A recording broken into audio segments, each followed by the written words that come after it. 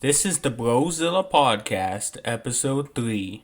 In this episode, we will be covering the 1962 King Kong vs. Godzilla and the 2021 release of Godzilla vs. Kong.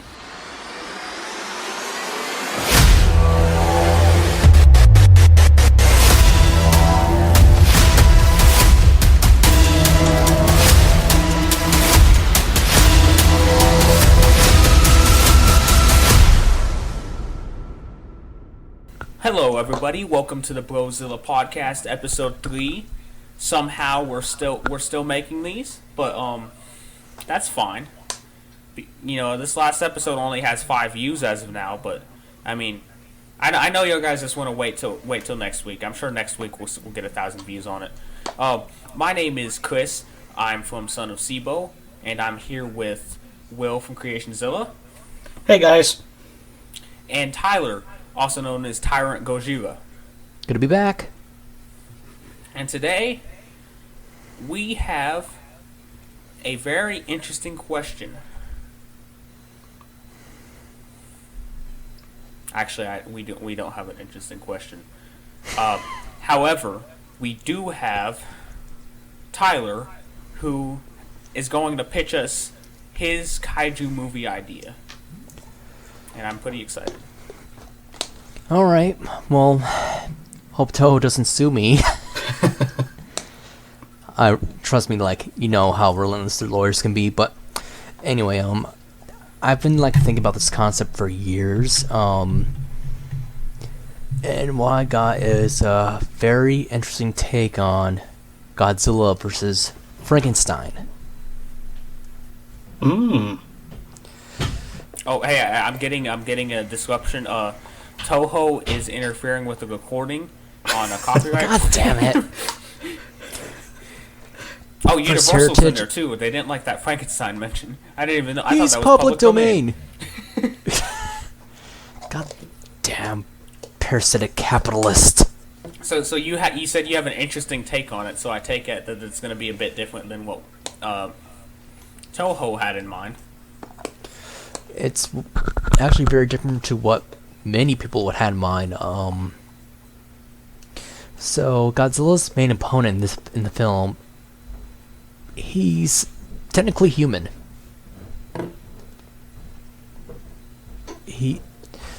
I'm just, for a little bit of disclaimer, what I did, I took plot elements from different, unmade Toho films and decided, these are really good, and maybe we could utilize them in a very unique and different way. So the plot is pretty much that an astronaut returns after repairing a satellite, and he's infected with an alien virus called the Borubore virus. And he's terminally, pretty much the virus is assimilating him from within. And his daughter, she's actually a professional medical, professional doctor. I'm stumbling my words. I apologize. Anyway, she's a doctor. I too am a professional medical. Who works with G-Force, and she tries to do something that's very risky. She tries to apply the G cells to counter the virus, but it works well in the initial test. However, when actually applying it to her father, these G cells also get assimilated, and it mutates them. Man, only if they would have expected this to happen. Nothing bad ever happens when you mix G cells with some sort of other DNA. Of course, I mean, you might mix it with a rose and it'll be fine. Yeah, I mean, it won't cause the most horrifying creature to be known by man to emerge. That's honest. Okay, not sure if you're quite finished, but I want to say the idea, like you said, the pitch for Godzilla vs. Frankenstein, and then we start off in space, and that already kind of caught me off guard. That is interesting. Yep, I'm not done yet. So, after he mutates, he doesn't go on a rampage or anything. He's panicked, he's freaking out, he's scared, he doesn't know what's going on. And then he encounters Godzilla. So when he mutates, is he already full, like, 50-meter scale? He's about that size. Anyway, when he encounters Godzilla, he manages to actually wound him, but he gets his ass, he gets mutilated. And what happens is, on the part of the G-Force, there's a corrupt branch that takes his body and converts it into a cyborg weapon.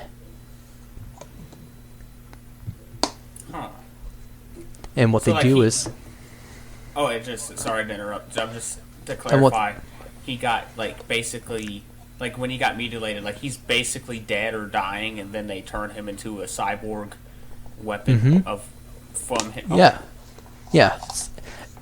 And turns out this branch of G-Force has been kidnapping kaiju, capturing kaiju and been using them as guinea pigs.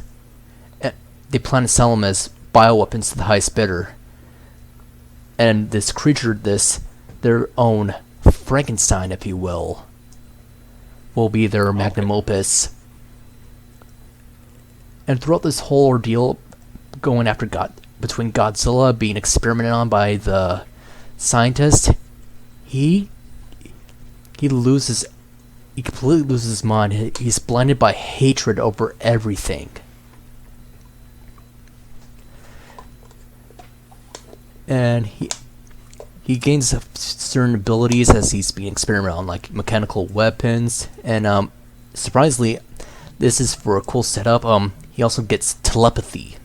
Ooh. Of course, he escapes and takes on Godzilla.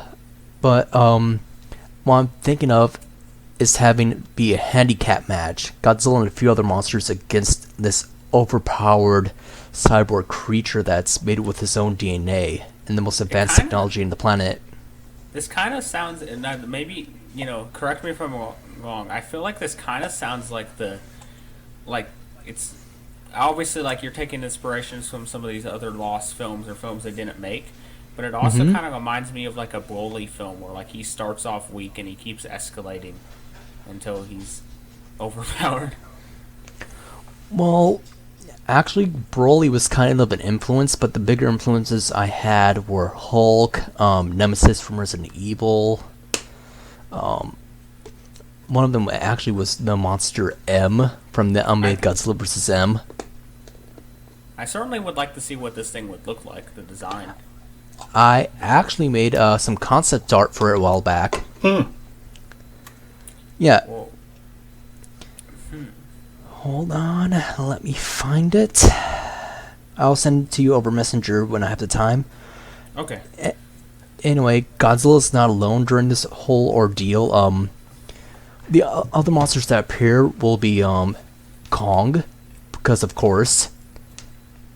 I mean, Godzilla versus Frankenstein with scraps, but there's also King Kong versus Frankenstein, so I want to throw that in there. Yeah. Kong's involvement in the plot is he's one of the monsters that have been taken by the research facility and experimented on. Interesting.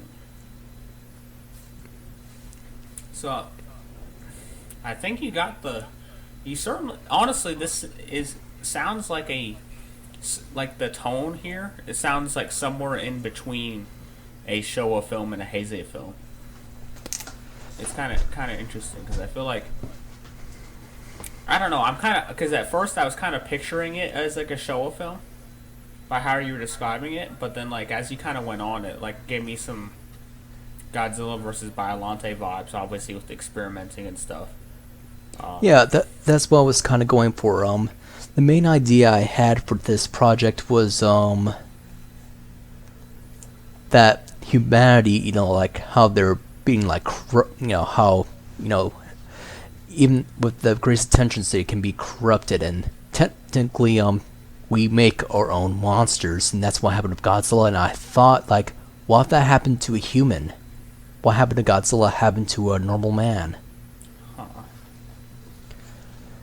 Yeah, that's definitely a really neat angle, and that's honestly something I feel like Toho would have eventually gotten around to had the latter Showa era been a little more successful.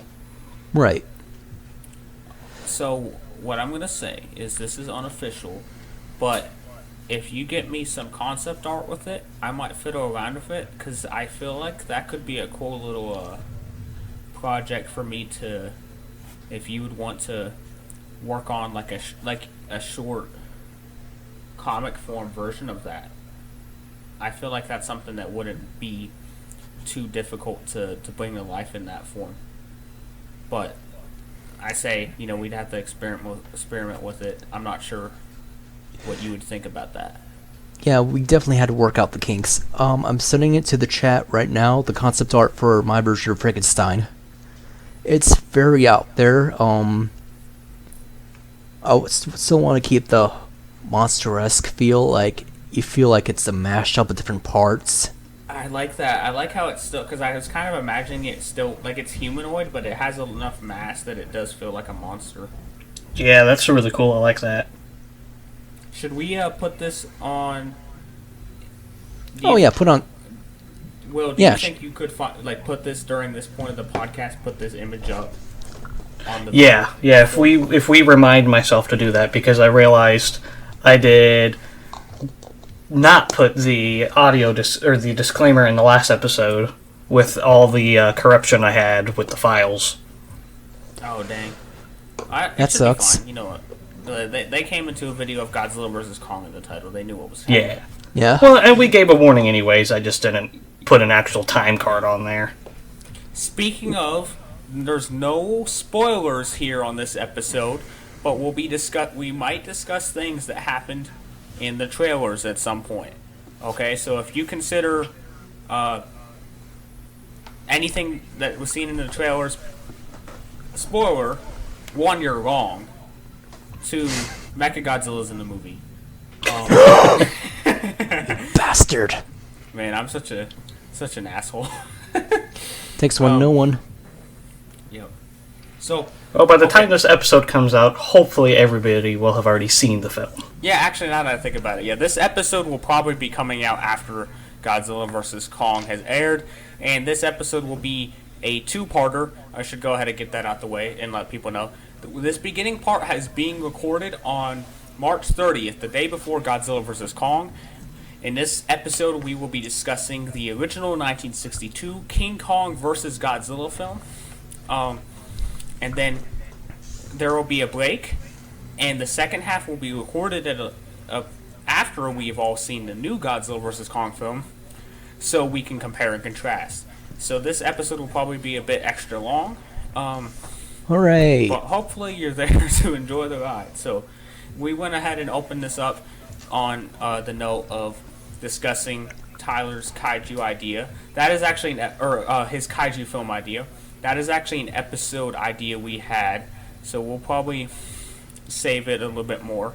But down the line, I think we were talking about maybe having an episode where we all have it just dedicated, where we all kind of come up with our own Godzilla film ideas, and then put them together, or not put them together, but tell them separately. Oh, now you tell me. Yeah, well, I'm kidding. I'm kidding. I know you have a lot of them, so that's the only reason I said you could go ahead and say this one. Because I'm sure you have plenty of them. You've described a couple of them before. So, for me, I would actually have to actively think and come up with something. I'll have to see if I can find my composition notebook from middle school. So, any of my middle school friends who are listening to this and recall this, you guys may recognize the name Godzilla vs. Cyber G. It was like a 50-page book I wrote, and it was a sequel to Godzilla Tokyo SOS. I think I've heard that somewhere. I guess you could. Would y'all count Kuryu Revengeance as a Godzilla film idea, or is that different? Because even though Godzilla would be in it, he wouldn't be the main character. I mean, it happened with his own films, so I guess. Yeah, it would be a Toho film, or a Toho fan film, or. Yeah, for y'all at home, it's not official yet, but I might be working on a little fan project that will be having Kuryu as the lead and the focus on character. But either way, I'm not going to get into that just in case I actually make it. If I the Mechagodzilla one, not the Yakuza one. Yeah, no, it'll be Kuryu, operating Kuryu. Oh, okay, I see. That would actually be so cool. And he has to fight a giant Majima. Killed you, Chan. Can you imagine? Man, I don't even want to. I can't even imagine. I'm just having sensory overload. Imagining what those scenes would be like. That being said, I think we should go ahead and get into our film discussion. The film we are discussing is King Kong vs. Godzilla from the year 1962. A monumental clash like the world has never seen. The two biggest titans to ever grace the silver screen. Actually, silver screen means TV, but you know what I'm saying. At the time, so first I want to get into a little bit of the history. I'm sure y'all guys know, but I find this very interesting. Willis O'Brien did the stop motion and was a big contributor in the creation of King Kong as a character. And around the late 1950s and early 1960s, he was looking to make a film. Does anyone recall what that film was going to be? War Eagles. Close. It was. I know. Was it Kong versus Prometheus? That actually. So we're about to get there. King Kong versus Frankenstein was the original idea, and Frankenstein was going to create a monster that would battle King Kong. Of course, the film would be done in stop motion, but at the time, no one was taking Willis O'Brien seriously. Part of the history on that is when he was offered the Oscar for the special effects in King Kong, he said he didn't want to take the Oscar unless they made an Oscar for everybody in his staff. And of course, they're not going to do that, so they kind of ostracized him and they discriminated against him and stopped taking his ideas seriously after that. So he was kind of blacklisted, despite having so many, he was the mentor to Ray Harryhausen, the father of stop motion, if you will. Yeah. The granddaddy of stop motion, if you will. He was not finding enough, work of what he wanted. We're not going to get into it, but he actually had a horrible personal life with several kids passing away, I believe, at a young age and all that. We're not going to get into that.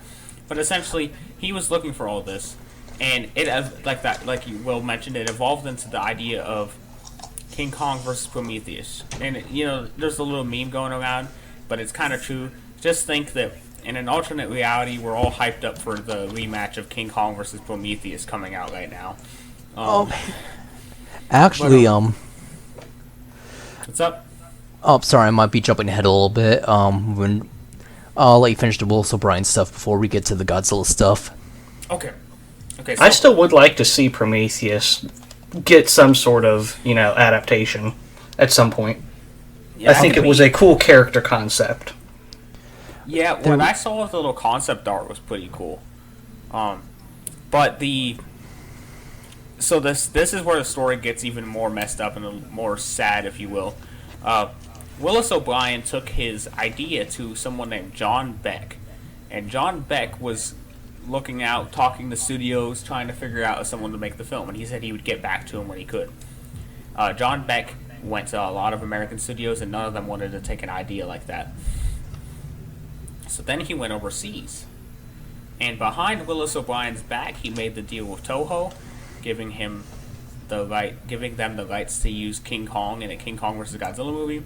Because really, Toho, as we know, AJ Tsuburaya was a huge King Kong fan, and a lot of the people who did the special effects with him were all fans of King Kong as well. They were inspired and big fans of King Kong. So when they got the rights to make their own King Kong film, they didn't really care much for the King Kong versus Frankenstein idea. However, they would later make Frankenstein Conquers the World, which is basically which came from Frankenstein versus King Kong, which turned into Frankenstein versus Godzilla, which I actually found out. I think that movie. I call it Frankenstein Conquers the World, but the actual Japanese name is Frankenstein versus Baragon. If someone wants to fact check that on me, but I was hearing that. Either way, that idea did happen later, but what initially came out of it was they wanted to pit their big monster against King Kong, and that got us the film we got today. And by the way, Willis O'Brien never found out about this until after King Kong vs. Godzilla had came out. Ooh. That's gotta hurt. That's your monster. You know, I like to imagine an alternate timeline where O'Brien not only agreed, Toad not only agreed to let Brian do the movie his way, but Brian also agreed to let Godzilla in the film. So, in a perfect timeline, we'd have King Kong versus Frankenstein versus Godzilla. I would like to see, that's interesting as well. But what I would really like to see is like a Willis O'Brien or a Ray Harryhausen do Godzilla in stop motion. I would like to see because I mean, I have respect for Suitmation, but some of the stop motion they had at the time was very, very cool. And I would incredibly like to see a impressive Godzilla film like that. Yeah, and I mean, besides a few, like most of the Showa Godzilla films, I would say the stop motion has a cooler effect, or almost you could say is more convincing than most of the Suitmation at the time. I will say the one thing that AJ Tsuburaya was really known for was the miniatures. The miniature details on those was a big deal, and his explosion effects and stuff. But a little fun fact about Godzilla 1954 is AJ Tsuburaya did not admit that there was a man in the suit. He didn't admit how he made the kaiju because he was so embarrassed that it was a guy in a rubber suit that he waited 10 years before he told anyone how he did those effects. Really? Yeah. It sounds like all credit to Big Action Bill on YouTube for giving some of this history lessons. Go watch his history of these films.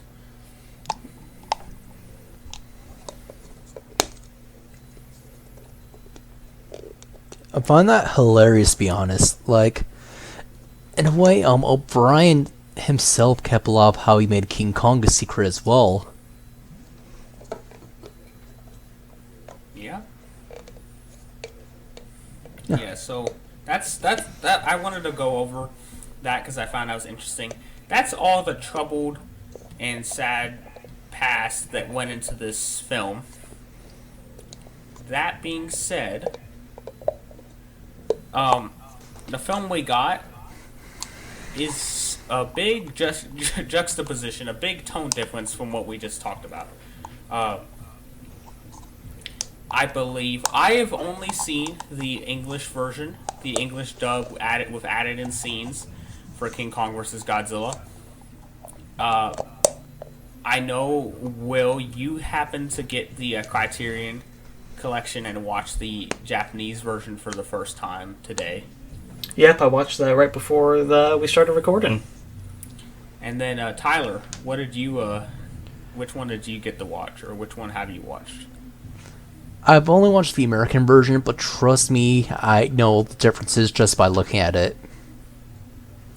Yeah, what I'll say is I had a brief synopsis of some of the scenes that were cut out in the Japanese version, and it makes so much sense looking back because there's a lot of scenes that are kind of jarring in the American version. They cut out the entire introduction of the Taco is his name, the director guy. I heard that his introduction. I'm gonna describe what I remember. Tell me how accurate this is. But essentially, you have him tearing into all of his underlings, or all the people who work for him, telling them they're doing a bad job, and then immediately he gets a phone call from his boss who does the same thing to him. And it's a really funny introduction to that character. It kind of gives you an idea of who he is. And they took that completely out of the American version. The Japanese version had a lot more satire, as far as I remember, from being, again, this is all secondhand experiences. I'll let you tell what you experienced actually watching it, but I know that the English version, just like with a lot of these, the English dub watered down a lot of the themes of the. I say that it watered down because some of those themes are still present, just to a lesser extent. Mm. Would you like to describe your experience watching it this way for the first time? Yeah, really, what I could say right off the bat is it feels like a Godzilla film I've never watched before. Even with it being the reused footage. It was so different from the American adaptation. Really having the introduction into Tako's character is really what sets the film up for the way it goes, and I don't feel like it embraces the kind of campier aspects that the English dub did. And there's a lot of humor in this, but it doesn't feel like forced or fake humor. Like, instead of just making fun of something that's happening on screen, it's all humor that is between the characters. So, like, there's at one point to where they're talking about bringing Kong back, and Tako's like, "Yeah, I bet I can get Kong to smile, and we'll put a campaign out for my drug company. It'll be, I'll pulverize Godzilla because I took Pacific Coast drugs," or something like that. And I was like, that's super funny. Yeah. But you're telling me that comedy's better than the great moment where the character says, "My corns hurt." Oh, you and your corns. You're telling me that's not great comedy? Why do I feel like that guy's related to Corn Job from Gamera versus Guiron? I'm not. I can't say. It probably is. Yeah, but I did hear that the satire and the comedy made more sense and was less like when I watch. So what I'll tell you off the bat, King Kong versus Godzilla, 1962. The English version is the only one I've seen. Any day of the week, I could sit down and put that movie on and have a good time. Oh yeah, absolutely. The Japanese dub was fantastic, but I still have an appreciation for the English adaptation for it. Really the biggest thing I would want out of the English version is all these scenes of like, we have a tsunami in here, this is the UN meeting, and then they have like the satellite, and it's like, and then that satellite was. Brain. Oh, sorry. And this is Kong's brain. Roughly 3 times the size of the squirrel's skull. I found out that the stock footage of that satellite was actually from the Mysterians. I actually did hear that as well. That's kind of interesting. They put in the American stock footage, the American version of a Japanese movie. They use Japanese footage. They added Japanese stock footage. Have Makes y'all sense watched to me. Brandon Tenold's King Kong vs. Godzilla reviews yet? Or his? I have. I've seen part 1. I don't think I've seen part 2 yet. I appreciate Brandon Tenold. Brandon, come on the podcast. I know you're listening. I know you've been listening since day one. Let's go ahead. Come on. Honestly, legit, I would love to have that guy on here. That would be amazing. The pinnacle of dry humor. He is Canadian. My favorite line is where he's like, it was the Godzilla versus Mechagodzilla, and the girl has the prophecy that a monster will attack a city. And he's like, "Yeah, no shit. It's you're a Godzilla movie. You could have just said the sun was gonna rise tomorrow." Yeah, he's a neat guy. He should come on here. Speaking of, I haven't told y'all all the details yet, but the guest I've been talking about, pretty sure we might be able to have him on next week. Nice. So if that's the case, next week will probably be our first break from movie coverage, which would be a fitting time. But we'll see. However, I still have to get all the things. He's actually Pacific Standard Time, so we got to get the times lined up, but he said he should be available. And it'll be an interesting one. Yeah. The little mystery man we're talking about. I actually have worked with him in the past, probably 6 years ago, before he became pretty big, where he's well into the 5 digits in subscribers now. So, Monster Island buddies. you know, that would be a good one too. Honestly, there's a lot of people, and I feel like I've noticed is that the Godzilla community is pretty humble for the most part. So I feel like there's a lot of people we could actually get on there. The only one I want to get on that I feel like is going to be hard is going to be Rob from ETN, and the reason is that he has a family and like he streams a lot. Maybe he'll not be streaming as much after Godzilla vs. Kong, but he basically streams every night. Like he's streaming right now. He is going to be streaming till 2:30 in the morning. So he's waiting for it to drop. Yeah, and then he said he's going to get off and then he's going to watch the movie after, you know, because it comes out at 3 a.m. on HBO. Which, honestly, that's tempting because I have HBO Max and I would really want to watch it. But I will be seeing it tomorrow at 7:30 in IMAX. So I'm definitely going to wait to have that experience in the theater. Yeah, I'll be watching HBO Max right around 5-ish, and then I've got a showing at the theater for 10. And, you know, I could wait until the 10 showing to go watch it, but I've watched all the other MonsterVerse films for the first time with my parents, and I want to keep that trend going. So I'm going to watch it with them first, and then I'll go see it in the theater. I'm probably going to do the reverse of that. Like, yeah, I feel like that's what most people are doing. You know, I would prefer to have it theatrical first, but, you know, it is what it is. Mm-hmm. This will be my first IMAX movie, so I'm really excited. And I think I got IMAX tickets. I'll be going with someone else I know who's just as big, if not a bigger Godzilla fan than I am. Speaking of, he has a smaller YouTube channel, like 300 subs, and he's doing some work on there. It's mostly like vlog stuff. But actually, I'll send it to you guys after the podcast. He did a little Godzilla 1998 review, probably 5 months ago, and it was pretty funny.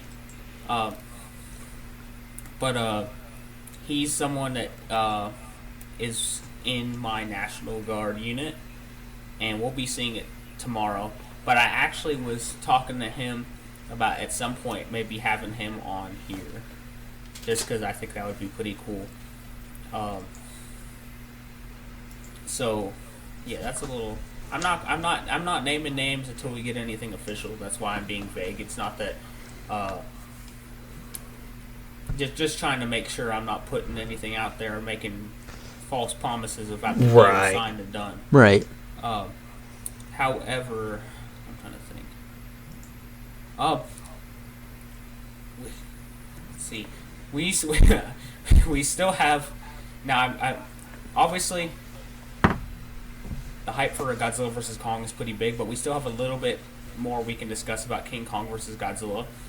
One thing I want to bring up that's pretty interesting. I never know. I mean, I noticed it, but I feel like it might be more apparent in the Japanese version. But you let me know, Will, what sure. Your experience was. But the monsters in this film, and it kind of happens a lot later in the Showa series, but this is the first film especially where the monsters are pitted as like pro wrestlers. It's like people are taking sides, like, you know, oh, I want King Kong. Let's go, King Kong, beat him up, and then, you know, you see their personalities come out for the first time, and yeah, it's more of like a SmackDown World Heavyweight match than a two monsters. Like in the last movie, in Godzilla Raids Again, it was two monsters viciously brawling, and this is like, you know, like they're. King Kong sneaking up to grab Godzilla's tail, and Godzilla's laughing at Kong after he smashes his head into the rock. Like, yeah, Raids Again was the National Geographic kaiju, and then King Kong vs. Godzilla was the you know, Saturday night pay-per-view. And I love it for it. It's such an entertaining movie. Oh yeah, definitely. And they even mentioned that in the Japanese dub, right when they, you know, Godzilla and Kong are fighting, and he's like, "Oh, who's stronger, Godzilla or Kong?" And they're like, "Who cares? It's not a wrestling match." Yeah, I think that's something I had heard, was a purposeful theme added in the film. Which I believe Ishiro Honda. This is something we don't talk about a lot. Ishiro Honda directed the original film, and he directed quite a bit of the Showa films. He, from what I know, liked a lot more to work on more serious films like the first one, but he happened to get attached to some of these Godzilla films, and he wasn't always the biggest fan of the cartoonish way he was going. Like, I heard that he was not a big fan of making this film. However, even through the English version, I can see, some of his directing coming through, and I assume in the Japanese version it's even more clear that the themes they're trying to get off, which is a satire of the TV industry at the time. Yeah. And, obviously the pro wrestling aspect is only part of that. But I had watched, like I said, I'd watched the video by Bill Action Bill that kind of went into detail. But essentially, this was the era where they were just trying, the whole reason they're trying to get King Kong is ridiculous even for the time. It's, I need a mascot for my TV show or my pharmaceutical company, so I'm going to go get a giant monkey off Faroe Island. Which is, do y'all know why it was Faroe Island and not Skull Island? Maybe copyright issues with Universe, not RKO. I'm not sure if RKO was still around during that time, though. I know they had the official rights for King Kong, so I don't think they would... so what I heard is Universal had acquired those rights, and that's how John Beck was able to sell the rights to them. Have y'all seen King Kong Escapes? I have. Yes. I own it. I've not. So that's one I might watch sometime soon as a little bonus project. We could do an episode on it, but I could just watch it and have a brief discussion on it. But I know that King Kong Escapes actually was directed by Ishiro Honda because at the time they were making Son of Godzilla, and Son of Godzilla was a project Honda wanted nothing to do with. He hated the idea of, going more kid-friendly, so they gave him King Kong Escapes to work on the side. Even though that movie in itself was rather goofy. Yeah. Yeah. And I'm not sure what it was. I do think, I've seen Brandon Tenold's video on King Kong Escape, so I know the general idea. But I think it was a little goofier, but that was also because it was a split production between Toho and the King Kong cartoon. yeah, so he was based off of it was based off of a King Kong cartoon. So they kept the same so it's a different continuity than King Kong versus Godzilla, which is kind of they're smaller actually too. It's weird because they still technically own the rights of Mechanicon, even though it was originating from the Rick and Bass cartoon. Mm-hmm. So technically, Rick and Bass, the creators of Rudolph, the Rudolph anime short, they technically should own Mechanicon. Okay, who wants to see Mechanicon fight the Yeti? Ooh. I want Mechanicon versus the Wolfman. That sounds like a movie. I'd like to see Godzilla fight Mechanicon. I don't know why. It would be such a weird movie to watch, but It almost happened. It did almost happen. I did not know that.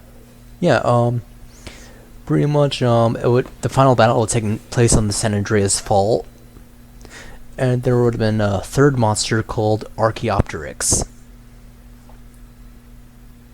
Wow. Yep. And then at the end, Bacon comes out.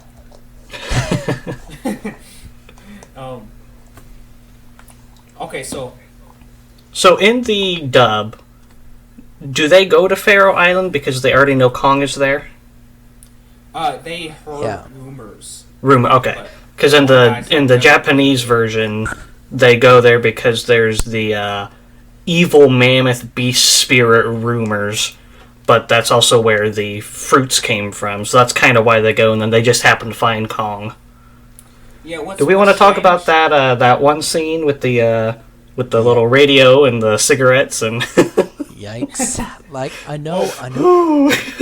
know it was back in the '60s, But seeing all that blackface is just... Ugh. Yeah. Okay, so he's like, don't let a cop catch your kid, and he gives the kid 2 cigarettes. Okay, so real quick, I'm gonna try to word this right to where I don't get canceled here. I'm not in support of blackface. However, I never noticed that when I was younger, and now that I see it, what I'll say is, it doesn't. I definitely don't see it being done in a way of, what would you call it? It's not in a way of mockery or a way of right. You know, it's kind of the only way I think they knew how to portray that. They didn't have native actors to play that.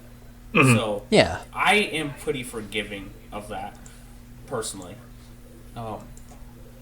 However, the whole cigarette scene and stuff is pretty interesting. Yeah. We gotta get candy. Yeah, he's like, oh, we didn't bring any gumdrops. Man, what was it? What am I thinking of? No, so I don't know about if this happens in the Japanese version, but the main, or I guess you would call him the main lead, the guy, one of the guys that goes to the island, the main guy that I guess you'd call him the main character. We'll say that because it's kind of iffy. Because whatever it was about Japanese films, watching these Godzilla films, is they might have a main character, but Japanese films have a lot larger casts. And I think their writing style is different, where I think they worry less about characterizing each character and more about progressing the plot through multiple characters. And yeah. It's kind of interesting. Either way, so what I'm saying is he's basically the main character, but not really. By default. Yeah, he's the main character by default because he probably gets the most screen time. However, he doesn't believe that something like King Kong could exist in a world where Godzilla has destroyed Tokyo twice, and because this is in the timeline. Godzilla comes out of the iceberg. Now, if we want to go even crazier, okay, as dumb as it is, this guy doesn't believe giant monsters exist when it's clear they do. We're gonna go even crazier here. In the English dub, if you remember. What happened? The English dub contradicts itself so many times with this, but you have the 2 Japanese guys in the pilot or in the helicopter, and they see Godzilla come out of the ice, and you're like, "Oh no, Godzilla!" And then it cuts to the English actor, and he's like, "The world is shocked to discover that prehistoric creatures exist." And it's like, no, they just said you not remember the last 2 movies? They just said Godzilla. They know who it is. You're acting like we just discovered this thing. I mean, even the 2 prior Godzilla movies aside, you still have Rodan, Fear and the Unbelievable, The Mysterians, and I believe Mothra was a year prior, if I'm not mistaken. Yep, 61. The Showa timeline is a bit iffy, but we can 100% be sure that this takes place right after Raids Again because he comes out of the ice that he was in. So no, they don't mention anything like that in the Japanese version. They freak out when Godzilla comes out because they're like, Godzilla's returned, he's back again. And then that makes Taco real mad. He's like, oh great, now everybody's Godzilla this, Godzilla that, Godzilla this, and he's getting real angry. And then they mention how like, oh, Godzilla's back, yeah, we can go down and get the Godzilla special at the restaurant, and I even hear that they're making a Godzilla film now. They say that in the movie, so I was like, oh, that's kind of funny. Yeah, that's more along that theme of like monetizing like tragedy and just like, you know, oh, it doesn't matter as long as the business as long as the everything keeps humming along. But back on Senator Armstrong, the president at the time. Back to Godzilla. Like, the design here is definitely more saurian than the original. They took off the ears, so the ears on the original Godzilla design were meant to distinguish him that he is not just a dinosaur, but he is a monster. He's a strange creature, and he's a dinosaur cat girl. And that's kind of why if y'all notice, the Heisei film brought them back when they rebooted it, and that was part of the reasoning, was to bring it back to its roots of a monster and less of just a dinosaur. Which obviously I still think Godzilla doesn't look like a dinosaur. In fact, I always equated this version of Godzilla. For some reason in my head, he feels more crocodilian. Yeah. One thing I noticed about with Godzilla, like whenever he's fighting King Kong, he would flap his arms, but the weird thing is there's this clanking sound. The clicking. Every time. Okay, so that was in the dub too. Yeah, like why does that happen? It's like it's a clanking sound. Like, is he trying to clap? But I don't know if maybe it's reach? his claws clapping together, and maybe that's the noise, or I don't know. It was bizarre. Or is is he just like dislocating his arms? His so he's been in that ice for that long. He hasn't really gotten the stretch. So like he's all tight. You know? So he's trying to move his arms. His just joints are popping everywhere. Well, speaking of suits, the King Kong suit just the greatest King Kong design by far.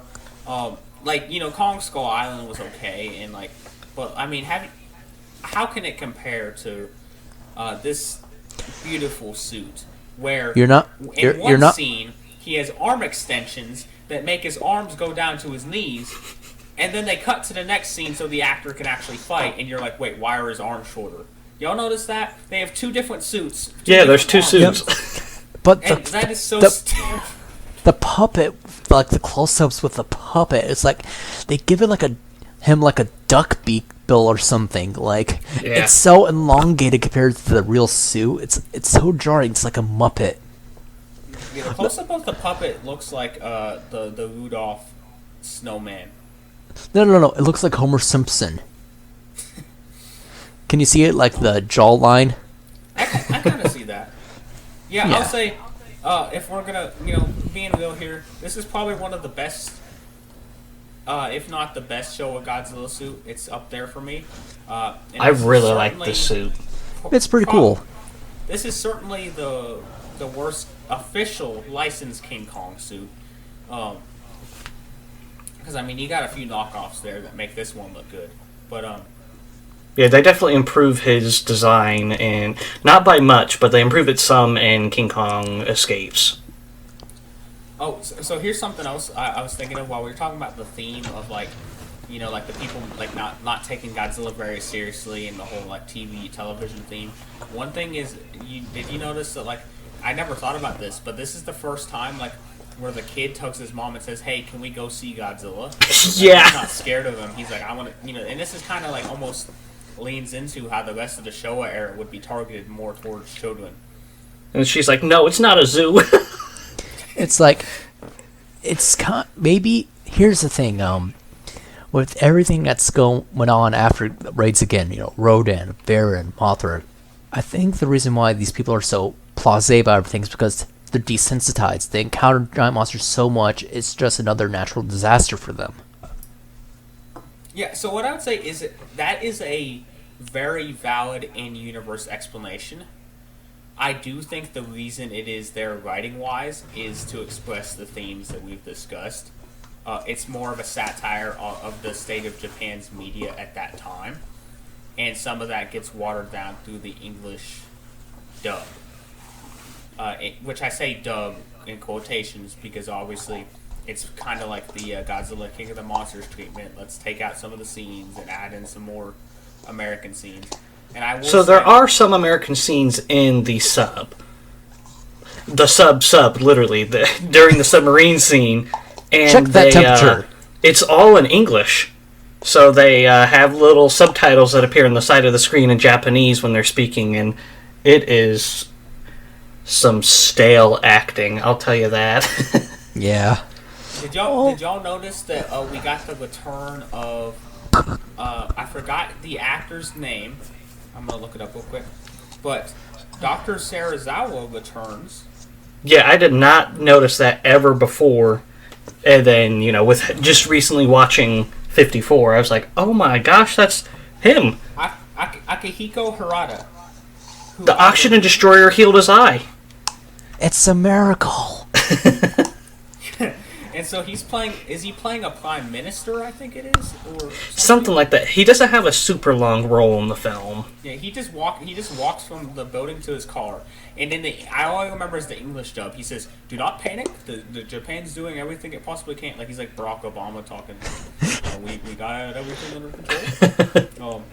And then he says, "But if we cannot defeat Godzilla soon, Japan will most certainly be destroyed."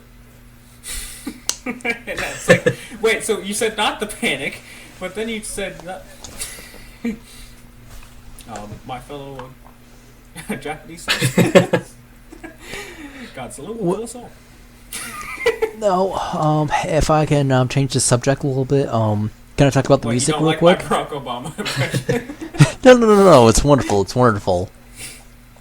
Oh, the music. So, in the English version, they take out a lot of Afukabe scores and give it this universal themes that I do not know how they work.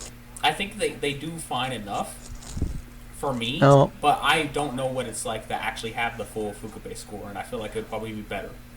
The music they took from the other films were from The Wolfman and The Creature from the Black Lagoon. The Black Lagoon theme is actually really noticeable after you've seen the original Black Lagoon, because they constantly use that sting in that film, and when you sing King Kong vs. Godzilla, you're like, there it is.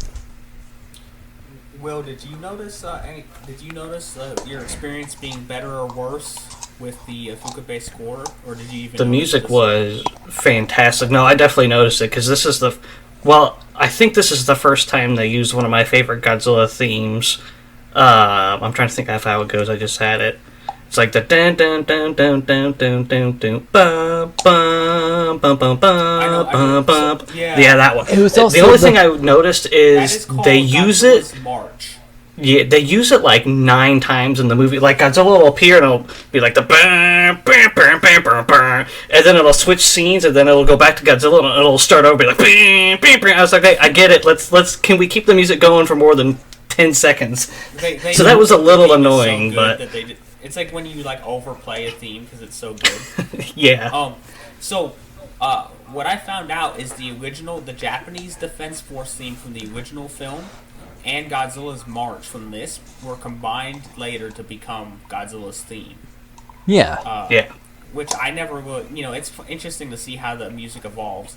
But you like, bum. I know what you're talking about. It's like, bum, bum, bum, bum. It's kind of like a mix. Like, it's weird because it reminds. I get it mixed up in my head with the Japanese Defense Force theme. Yeah. But that because I feel like there's 2 staple Godzilla themes. Okay, so if I keep changing what I'm saying, but I think essentially what I heard, and I'd have to look this up. We'll do some more fact checking here, eventually. But the Godzilla's March kind of becomes a prelude to the theme, to the Japanese Defense Force theme. Yeah. So it plays the, like the bum bum bum bum bum bum, and then it'll turn into the bum bum bum bum bum bum.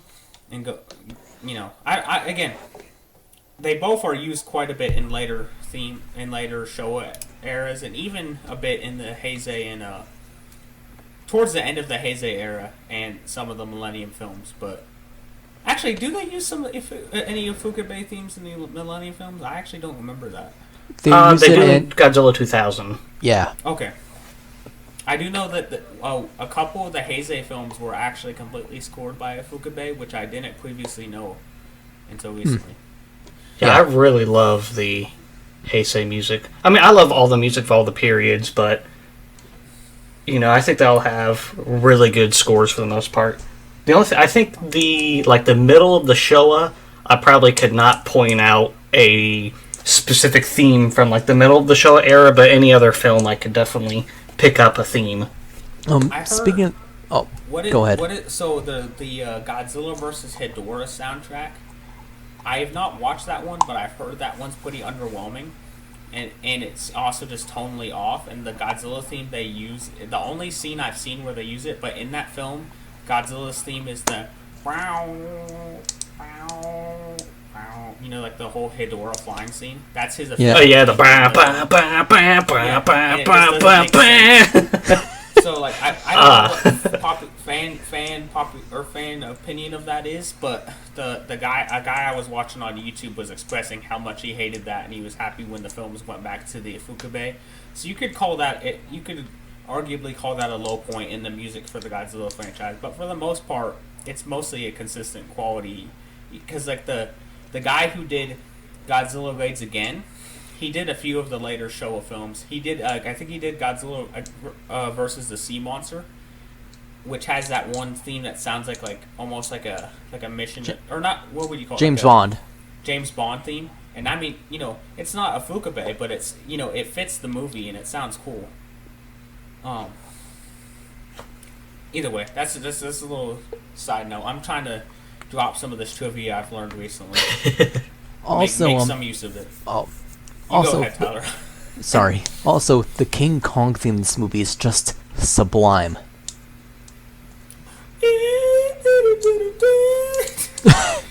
Is that the one you're talking about? Where they're like the chanting. Well, it sounds very similar to Mothra's theme too. Kinda. Because Mothra, Mahala, Masura.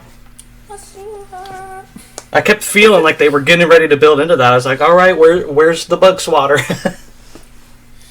Like, interesting fact, they actually reused this theme in the Space Amoeba. Really? Yeah, it's a scene where they're partying on an island and they just start playing out of nowhere. I'm like, wait, is King Kong gonna fight Godzilla? There's a brief theme in this film, in at least the Japanese version, and I think it's what eventually becomes in Godzilla vs. King Ghidorah. There's a theme called Get King Ghidorah or Chase King Ghidorah, and it's when the jets are fighting him. And it's one of the more unique pieces. I couldn't point it out right now, but I mean, that's all I listened to growing up. I had the Godzilla greatest hits from the Showa era and the Heisei era, and that's all I listened to on my little MP3 player on the bus back and forth from school. So, fun fact. I know I'm dropping a lot of fun facts here, but this one actually, it ties into how the American version became the way it was.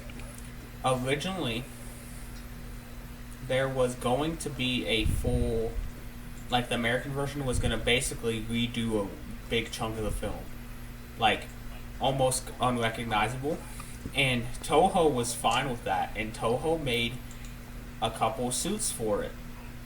Actually, you know what? I'm getting my trivia wrong. What I'm referring to is actually something from Godzilla Raids Again. Yeah. They sent the suits across the sea, and then that company went bankrupt, and so they ended up just turning it a gigantic fire monster. Either way, I was wrong about that. I apologize. I should have said that last episode. Forget that. I will say that I have not seen the Japanese version yet. This film as a whole of me is kind of beyond ratings, but I'll say as an objective film, I'd probably give it a 6 out of 10. It's a okay film. It's not the worst thing ever, and it has some fun scenes. But as a Godzilla fan, I can watch this film any day of the week and be entertained. So it's kind of that. There's not much more praise I can give it than that. I really enjoyed this movie. It's a silly film. The only thing that's missing from it is an episode based around it of Mystery Science Theater 3000 because it begs to be riffed on. That's true. You know what? We should do it. We should make our own Mystery Science Theater of this. Okay, if we're going to riff a movie, we'll do that, and we need to do zombies. Yeah. You know what? What this movie is really missing is Anguinus. He should have returned. Imagine if they had opened the film and King Kong killed Anguirus. Yeah, that would have been cool. I'm surprised. Yeah, he sure takes his time to show up. At least in the Japanese version, he ever won a fight. He beat Destroyer. I'm not kidding. He beat the comics. Oh, he in Godzilla Wars of the Earth or that timeline or whatever. Godzilla Legends. I don't think he's ever beaten anybody on screen. I mean, he did a number on... Well, actually, I don't want to say too much of that because you've not seen that film. Never mind, Chris. Anguirus beating Destroyer is such a big win. I mean, they did freeze him before he delivered final blow, but still counts. Oh. I mean, the fact that he was fighting Destroyer and he didn't die or get obliterated is kind of impressive enough. To be fair, Anguirus... people say Anguirus gets his butt whooped, but in Godzilla Raids Again, he fought pretty even. every film I've seen with him, he always fights pretty even. He just loses, and so people are like, Anguirus sucks, and it's like, no, he fought evenly with Godzilla. Yeah. For the most part, he got beat in the end. He fought pretty well with Mechagodzilla disguised as Godzilla, which, by the way, in that film, Mechagodzilla whooped King Caesar and Godzilla. So yeah, I mean, Anguirus is like a solid like B tier kaiju in the power scaling, if you want to say. He keeps picking fights with like Gigan and King Ghidorah and guys that are like extremely powerful. Nah, he's at least Krillin tier. Yeah, Krillin is very powerful. Okay. Yeah, Kong kind of is very unimpressive in this movie for the most part. Like, they first meet up, and he like gets shocked when Godzilla blows up the helicopter. He's like, what's the first thing I'm gonna do? I'm gonna chuck a rock at this guy. I threw a rock at him. He misses the first shot. No, it was... That was the Brandon Tennant thing. He threw the rock, and he's like, and he just hits Godzilla's feet, and he's like, "What are you throwing at?" And then, like, so both Kong and Anguirus are pretty much unaffected by the atomic breath. For the most part, the very first time Kong, like, kind of taps his belly a little bit. No, it's and then Godzilla does it again, and then Kong just, like, sets his hand on his head and runs away. No, it's like, Kong, no. Hear me. No, like, Kong, like, Godzilla breathes breath, Kong feels his chest, and it's like, you cinched my chest here. I'm returning for now, but I'll get you for this, you bastard! Oh my gosh, oh. And then when they fight again, and he freaking... when he tries hiding from Godzilla, that's so funny. It's like, you know the scene with the balloons? Yeah. When Wilson O'Brien, I heard when Wilson O'Brien saw that scene, he was crying. This is what they made of his, magnum opus, and it is kind of sad in hindsight, to be honest. Yeah, Kong he doesn't really, you think Kong is this melee fighter, and all he does in this movie really is throw rocks. And then, like, after the lightning strikes, he gets, like, a good 3 or 4 minutes against Godzilla, and he starts beating the crap out of Godzilla he goes, like, Super Saiyan 2. Yeah. Yeah, so, like, before, he goes from Beast Titan to throwing rocks all the way to Super Saiyan, and then my favorite part is when he's trying to dodge Godzilla, and he's doing, like, these Dark Souls rolls, and he rolls face first into that rock, and he just lays there, and Godzilla's, like, kicking rocks on him, and beat him with his tail, and sets him on fire. You know what this movie is? Now, it's funny how you said the Dark Souls goals. This movie is like, he's like playing against a Dark Souls boss, and he keeps dying and respawning. Like, he's so out of his league. Over. Yeah, and then he at the end, he just turns on cheat codes. Freaking. So yeah, he runs away and spends some time in the city. He starts cheesing the boss. He is cheesing him. In the mouth method. That's how you cheese the Godzilla bosses. You shove the tree into the mouth, and it dislodges. Yeah, I like how not once but twice he gets drunk in this film. Yeah, dude, he's got a problem. He has a couple of drinks, listens to some nice music, and just zonks out. It was like the whole shooting thing, the whole filming with the octopus getting struck by electricity. It's gonna take a toll on the man, so he needs something to relieve the stress. Well, he shows up to the city and he's like, yummy electricity. And he starts eating the power cores. I was like, what are you doing? Yeah, this man's got a problem. I was like, the only thing I would say is that, they show the difference between, Godzilla gets zapped by the electricity and he backs off and he leaves, and then Kong is eating it. So at least they establish the fact that, electricity doesn't hurt Kong in the same way it does Godzilla. Well, yes, as we know, in all Godzilla films, Godzilla's weakness is electricity, and never in any Godzilla film does he ever actually use electricity to win, because that would be very contradictory. I would say both of those scenes, Toho just pulled right out of their asses last minute. Both the Kong getting the electric powers and then Godzilla turning into a freaking magnet. Well, the electric powers thing, that was kind of left over from Godzilla vs. Frankenstein. Yeah. Yeah, so, okay. you mentioned it before I forget. I think you already know this, but there were 3 live octopuses on set that they used to film a good portion of the octopus scenes. Apparently, they were using they could not get the octopuses to move. They were just sitting there not moving. So they were using heat, lamps and stuff, trying to make it uncomfortable to where it would move, and it just wouldn't move. But they finally got it to do something, and they got the footage looks really good. It looks pretty cool. Yeah, for the most part. The only times it doesn't look great is when they are doing when Kong's throwing stuff at it, and it's just not the same color at all. Which, I mean, I'm glad they weren't just chucking boulders at a freaking octopus. Did you know someone that, called PETA? And then they ate them. Did you know that it was one of the Pirates of the Caribbean where the Kraken comes out and destroys the ship? The director of that told the special effects people to look back at this movie for where the stop motion tentacles grabbed that guy, and he said that's what he wanted it based off of. Huh. Yeah, I found that out. That's pretty cool. I mean, I don't know why you would choose this movie of all of them, but at the time, that stop motion effects with the CGI or the green screen, as rough as it looks now, that probably looked pretty impressive back then. Yeah, back then, yeah. So, and I do like that they referenced this fight again in Skull Island with the Meyer squid. I do like that. That's a cool scene. I love that they add that in there. That's a cool throwback. But what I have to say is, unfortunately, there were animals harmed in the making of this film, or post, as 2 of the octopuses were sent back, but the last one became A.J. Subraya's dinner for the evening. Here's something interesting though. The giant octopus not only reappeared in War of the Gargantuas and Frankenstein Conquers the World, well, the alternate ending for it, but originally it was also supposed to appear in Final Wars.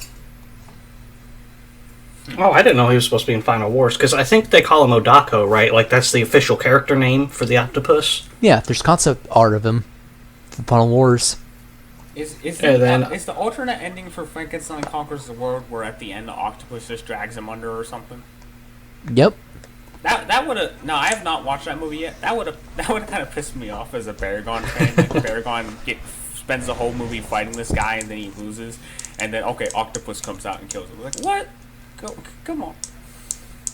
I want to... Now, I still need to see that movie as a Baragon fan. The fact that I haven't seen it is a disgrace. But I have always wanted to make a Baragon film. I just have not figured out the right idea for it. So, take with that what you will. There's definitely a lot of dialogue in the Japanese version that I really liked.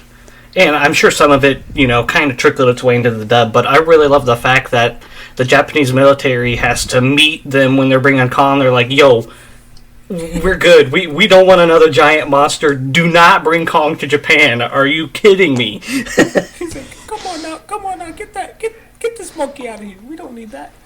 And I love the bit with him to where Taco flies himself out to the ship, and then he, almost leans on the dynamite. And they're like, don't do that! And then he does it again. He's honestly one of my favorite Showa characters. I agree. It's a shame they never reused him. Yeah. Again, most of the characters were one-offs, but especially for the film after this, with how much of a focus, kind of spoiler warning for Mothra versus Godzilla when we get to that, but just, that film has another, very... anti-greedy guy message. Yes, that's true. What I should say is, if you're a Godzilla fan and you haven't seen Mothra versus Godzilla, you're wrong.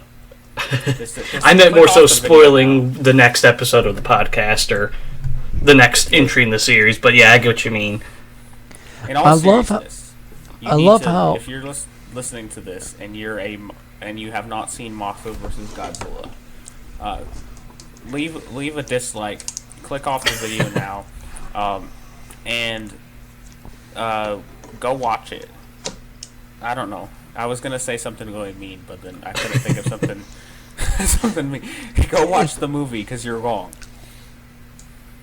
I love how at the end of the movie, when Kong escapes, he's just, let it go. He's so nonchalant about it. It's whatever. It is what it is. Well, obviously Kong completely eviscerated Godzilla under water. Because Godzilla doesn't yes. live under the water, so there's no way that he would have just, like, went back underwater or something like that. That'd be weird. It's been several years since I've seen the dub. When they're doing the whole scene to where they're trying to trap Godzilla underground or whatever, do they mention poison gas in the dub? I do not remember.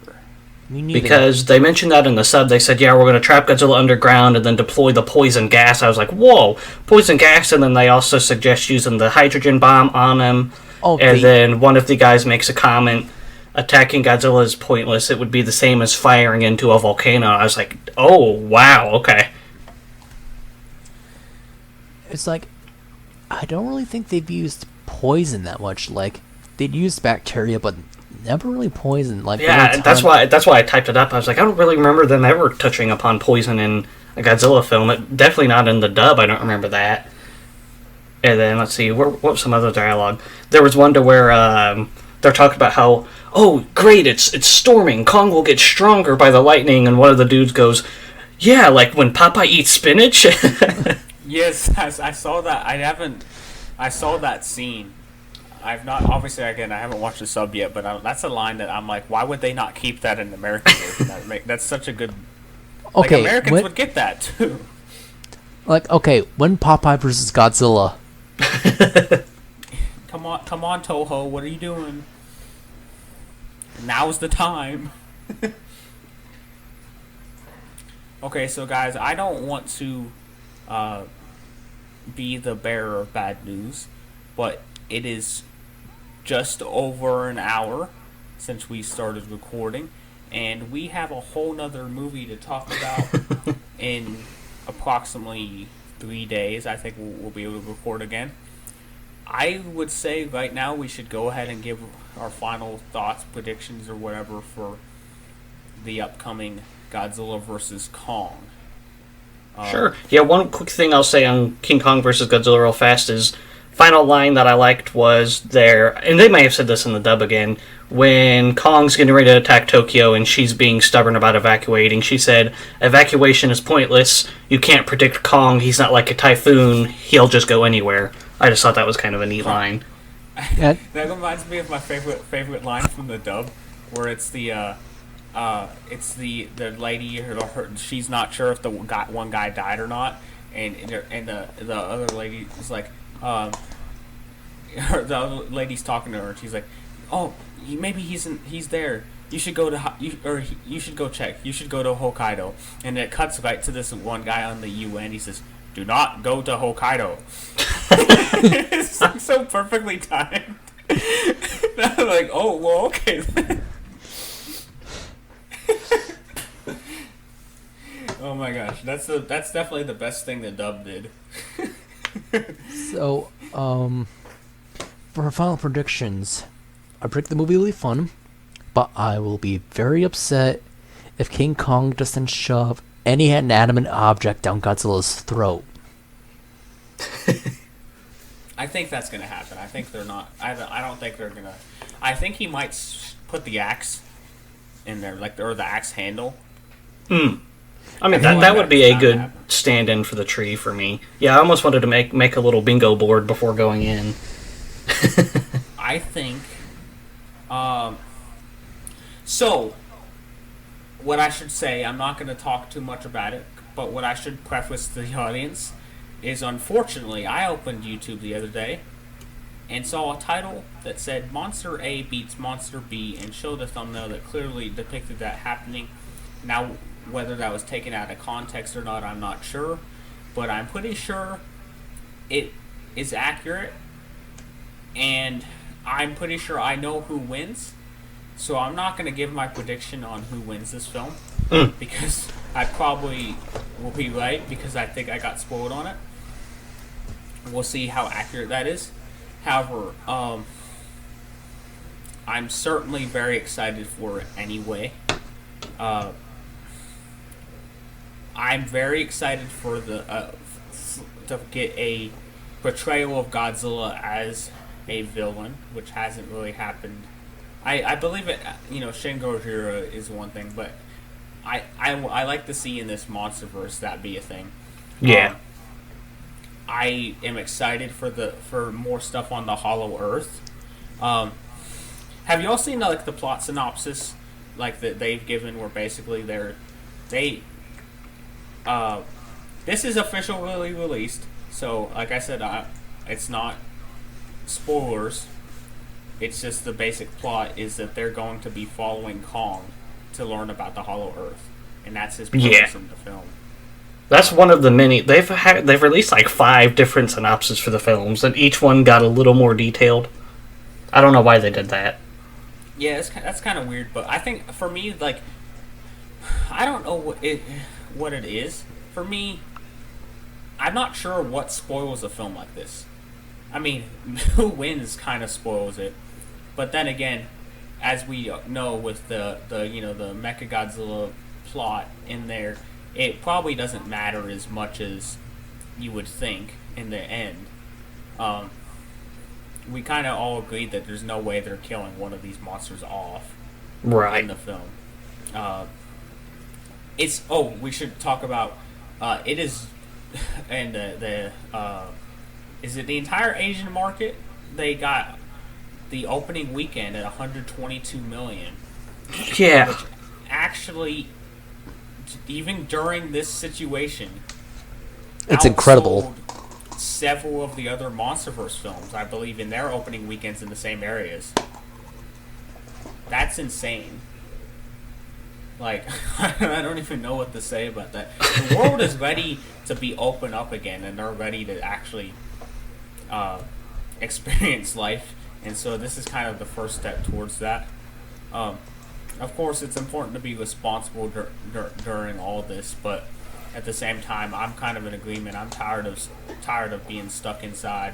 I'm ready to go see my first movie in theaters in over a year now. And what better movie than Godzilla vs. Kong? So, yeah, I almost went and saw Monster Hunter. I don't regret that I didn't go see it in the theater. God bless your soul. But yeah, I'm super excited to finally see this. If there's one thing I hope is in the film, I hope there's just a little nod somewhere to Kong's electric powers. I don't want Kong to have electric powers in this movie.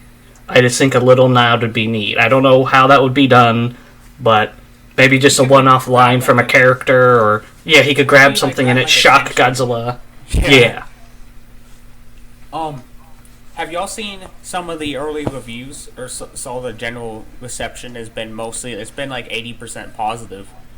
Yeah, I've seen, basically what I've heard is Godzilla vs. Kong delivers on the monster front, and like all of the other MonsterVerse films, has a pretty weak human story and plot and everything overall. The difference I heard with this film was that the plot, from most of the reviews I've seen, it's self-aware, and that it's not trying to write human characters. It's having the human characters be entertaining while getting you from point A to point B, which I've heard. I forgot I don't know the cast, but there's the one. Millie Bobby Brown. Yeah, well, yeah. What's the I'm trying to think. Millie Bobby Brown. Obviously, she's a really good actress, but the trying to think the black male actor that's with her. I don't know. You know who I've not seen him in anything else, but I know who you're talking about. I heard he's a conspiracy theorist. He has a conspiracy podcast, is what I heard. And we should invite him. Basically, he gets to find out everything. He's like Alex Jones. If Alex Jones figured out he was right about everything, like he got confirmation. It's kind of like that, and he's supposed to be pretty funny. So we've heard mostly good things about the humans don't overstay their welcomes. I heard someone say that there's only 30 minutes of monster action in this film. If there is 30 minutes of monster action in this film, I think that's pretty good. They're saying only? Yeah, they said there's only 30 minutes of monster action. Like, you realize that's over a quarter of the movie. Like, if you go to that chart that shows the percentage of Godzilla in movies, That'd be number The longest time we've ever seen has been like 27 minutes with Godzilla vs. Mechagodzilla 2. Right. Now remember, that's not all Godzilla, but we get a lot. I've heard that it's basically Kong's movie, in a way. His story. I feel like 100% Kong is the protagonist. Regardless, I think he is the protagonist of the story. I don't think it's going to be a human. I don't think it's Godzilla. I think it is very much Kong. I did hear Kong and Jai. The reviews were saying Kong and Jai's relationship is probably the strongest human element, which is nice to see. I do like the whole Kong using sign language and having a human character interact with will make it pretty interesting. Yeah.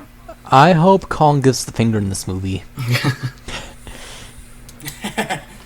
He does it if he does that to Godzilla, that'd be great.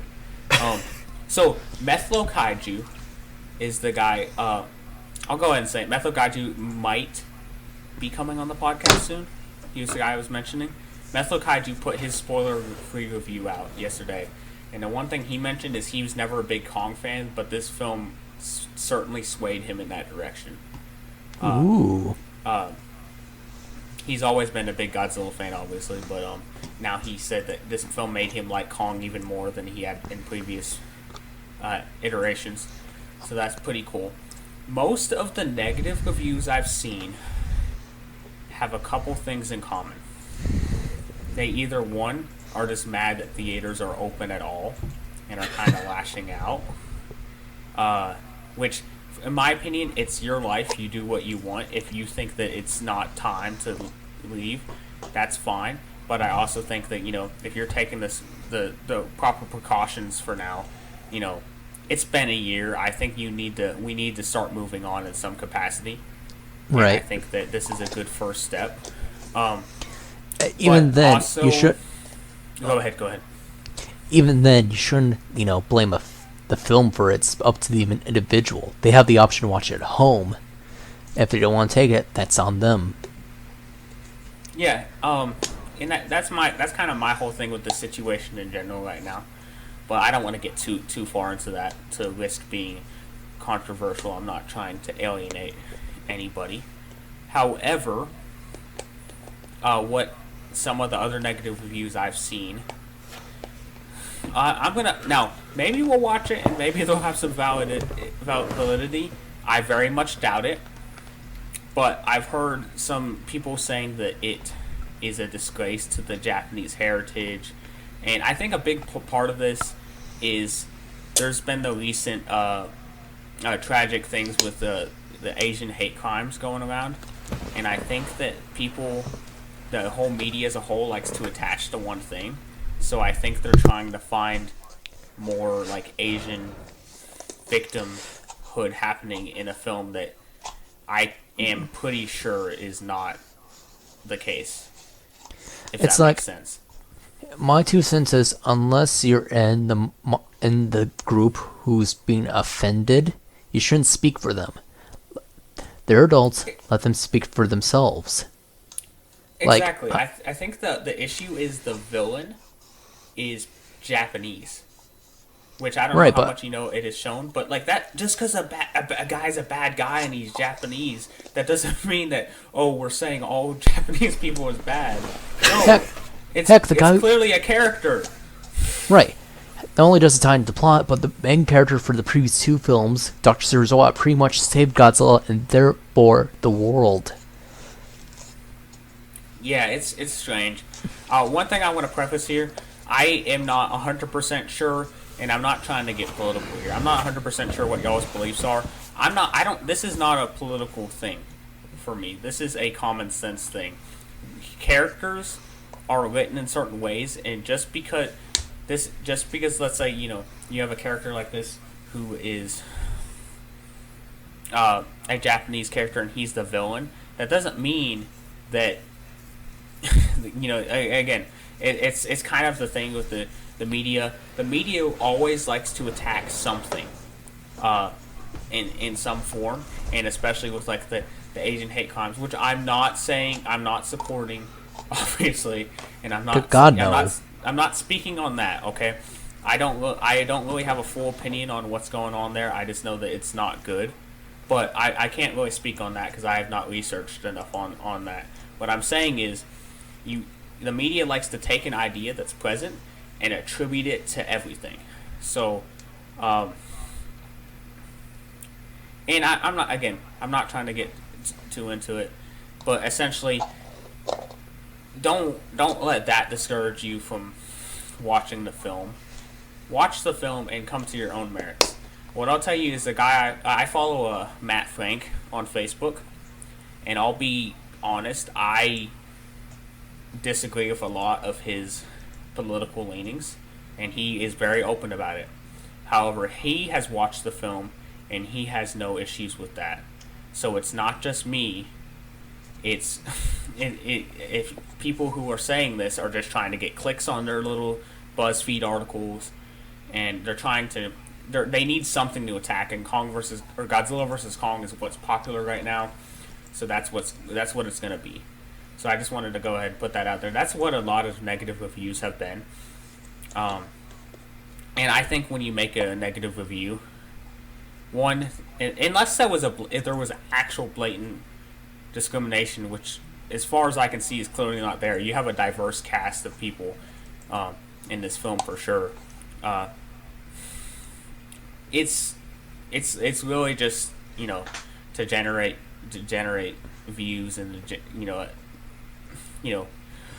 clicks and all that, and it's kind of disappointing. However, it seems like that, along with Snyder fans who have been what do they call it? They've been, Review bombing. Yeah, review bombing. It seems like that stuff has not had much of an effect, as we are still in full go. The film's still doing good. And official sources are in the process of deleting those reviews. Thank God. Yep. Yeah. The last episode we talked a bit about the Snyder cult, if you will, and then immediately as soon as we got done recording that, the next couple of days, the worst of it came. But luckily, IMDb's taking down reviews that they're putting up and all that. Because they were literally they weren't even reviewing the film. They were giving it 1 star and then saying, #restore the Snyderverse, blah, blah, blah. And it's like... As far as I know, Snyder has said he does not really interested in doing any more superhero movies at the moment. He wants to do more smaller projects. So speaking of... No, I don't know much about that. I don't know a lot about Snyder. But speaking of Snyder and the Asian hate crimes, apparently Snyder, one of his daughters, is Asian. I'm not sure if y'all can confirm or deny this, but I heard this somewhere. So if I'm wrong, someone let me know. But One of his daughters is Asian, and there was a bunch of people on one of the Asian hate crime things. They were just commenting, "Restore the Snyderverse" on that post, and it's like, this is obviously not an appropriate place to be spreading reviews. 2, I'm sure Snyder would not be for this, considering that he has a stake in this with his family. Which, again, I'm not trying to jump into the politics. I just it just shows how far these Snyder fans, in quotes, are going. Right. One thing I want to say is, even if the reviews for the film end up becoming more negative than positive, all that matters is if you like the film or if you don't like the film. All that matters is what you think of the film. Don't let anyone try to sway your way. Maybe your opinion will change over time. It happens naturally. But all that matters is what you think. Not what that guy thinks or what we think. We're just a couple of assholes on the internet. What do we know? For sure. People for years said Godzilla's Revenge was bad, but it's clearly the best Godzilla film in my opinion. I can't understand why people don't like it. You can't say that with a straight face, can you? Yeah, no, I'm sorry. That one didn't really do well. You know what? If I ever run for office, that's what they're gonna take me down with. It's like, listen, this, he might have some good points, but listen to this, and they're gonna play a clip where I said Godzilla's Revenge was my favorite film in the series. Instantly voted out of office or impeached. Godzilla says I should fight my own battles. I'm so not excited to get to that film. in this little watchathon. What I will say is something I should mention is you guys don't know, now that I have access to watch Destroy All Monsters and Godzilla vs. Megaguirus and some of the films I haven't seen yet, you don't know how hard it has been to hold back on watching those. What I will say is the one I'm probably going to crack on is I'm probably going to watch Shin Godzilla soon. That makes sense. Fair enough. Well, and it'll probably be a while before we get to it anyways, so...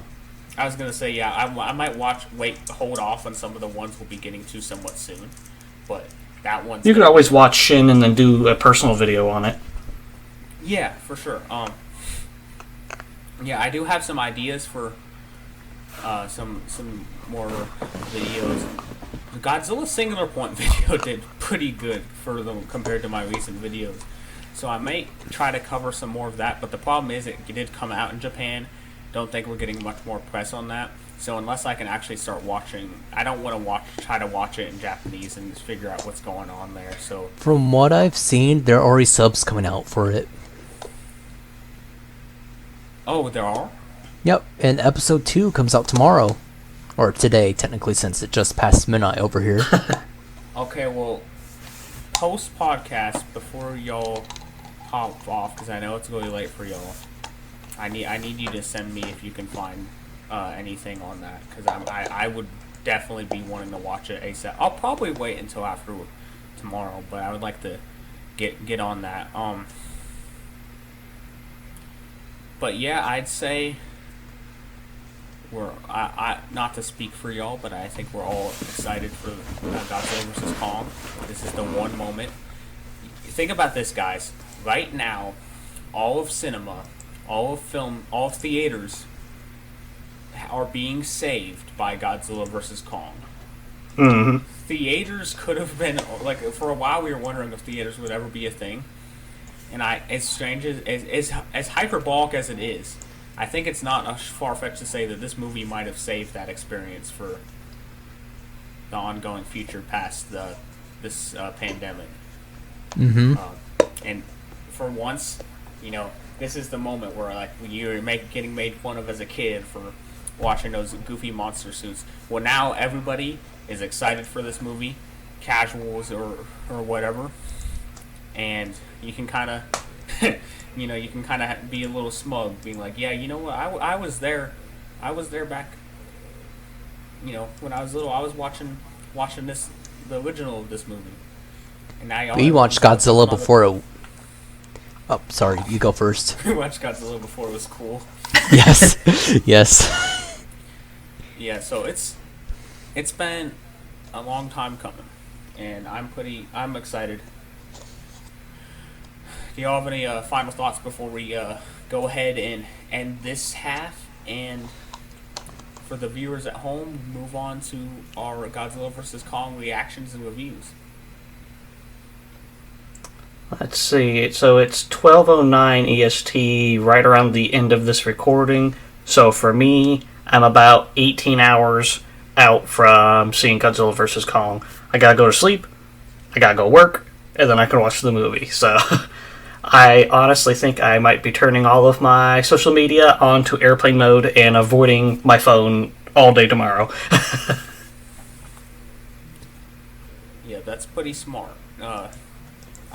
I guess I should have cleared my YouTube search history or watch history or whatever. That's what people were telling me when I got spoiled. Is like, hey, that's what you're supposed to do, so you won't get those recommended. But speaking of, on my alternate account on Son of Sibo when I was uploading, because I have a different account that I watch YouTube on. But I went on the Son of Sibo, and while I was uploading, I was watching stuff on there, so I didn't have to switch around on it. And I got the same recommendation again.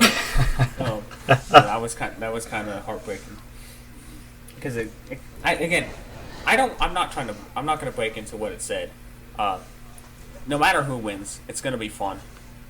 And even if that is true, it's still going to be fun. But it kind of confirmed, okay, yeah, that's probably how it's going to end. Yeah, Charles Barkley wins. Charles Barkley comes in. Shooting some people outside of Hong Kong. Titanosaurus returns. Yes. Will Ren Serizawa is actually sleeper agent for the. Ren Serizawa is actually sleeper agent for the Gazillions. Imagine if this just like started like like they talk about the Spider-Man with the Tom Holland and Tobey Maguire and Andrew Garfield, like this just started the Godzilla multiverse. Like you have Godzilla Final Wars and GMK and the show like 1974. They all just come out at the end. I want to see Titanosaurus come out of a portal and then lift Godzilla 2021 up by his jaw. I'm thinking I'm gonna. Actually, now that I think about it, Titanosaurus in this movie wouldn't be the most confusing thing, considering you basically had a very Titanosaurus-like kaiju confirmed in the comics, and then Titanosaurus' original appearance was with Mechagodzilla. Yep. Either way, it's getting late for y'all, and this should be an extra long podcast. We're already about an hour 30, and there's probably going to be an hour 30 more as we just spend the rest of this talking about Godzilla vs. Kong post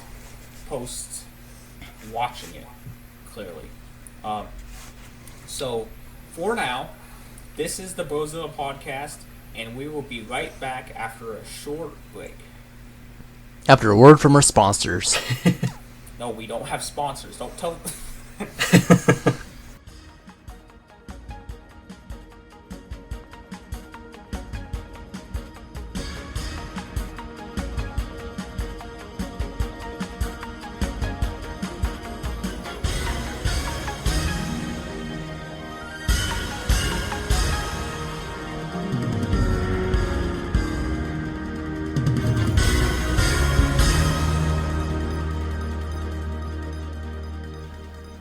Alright, everybody, we're back from the break.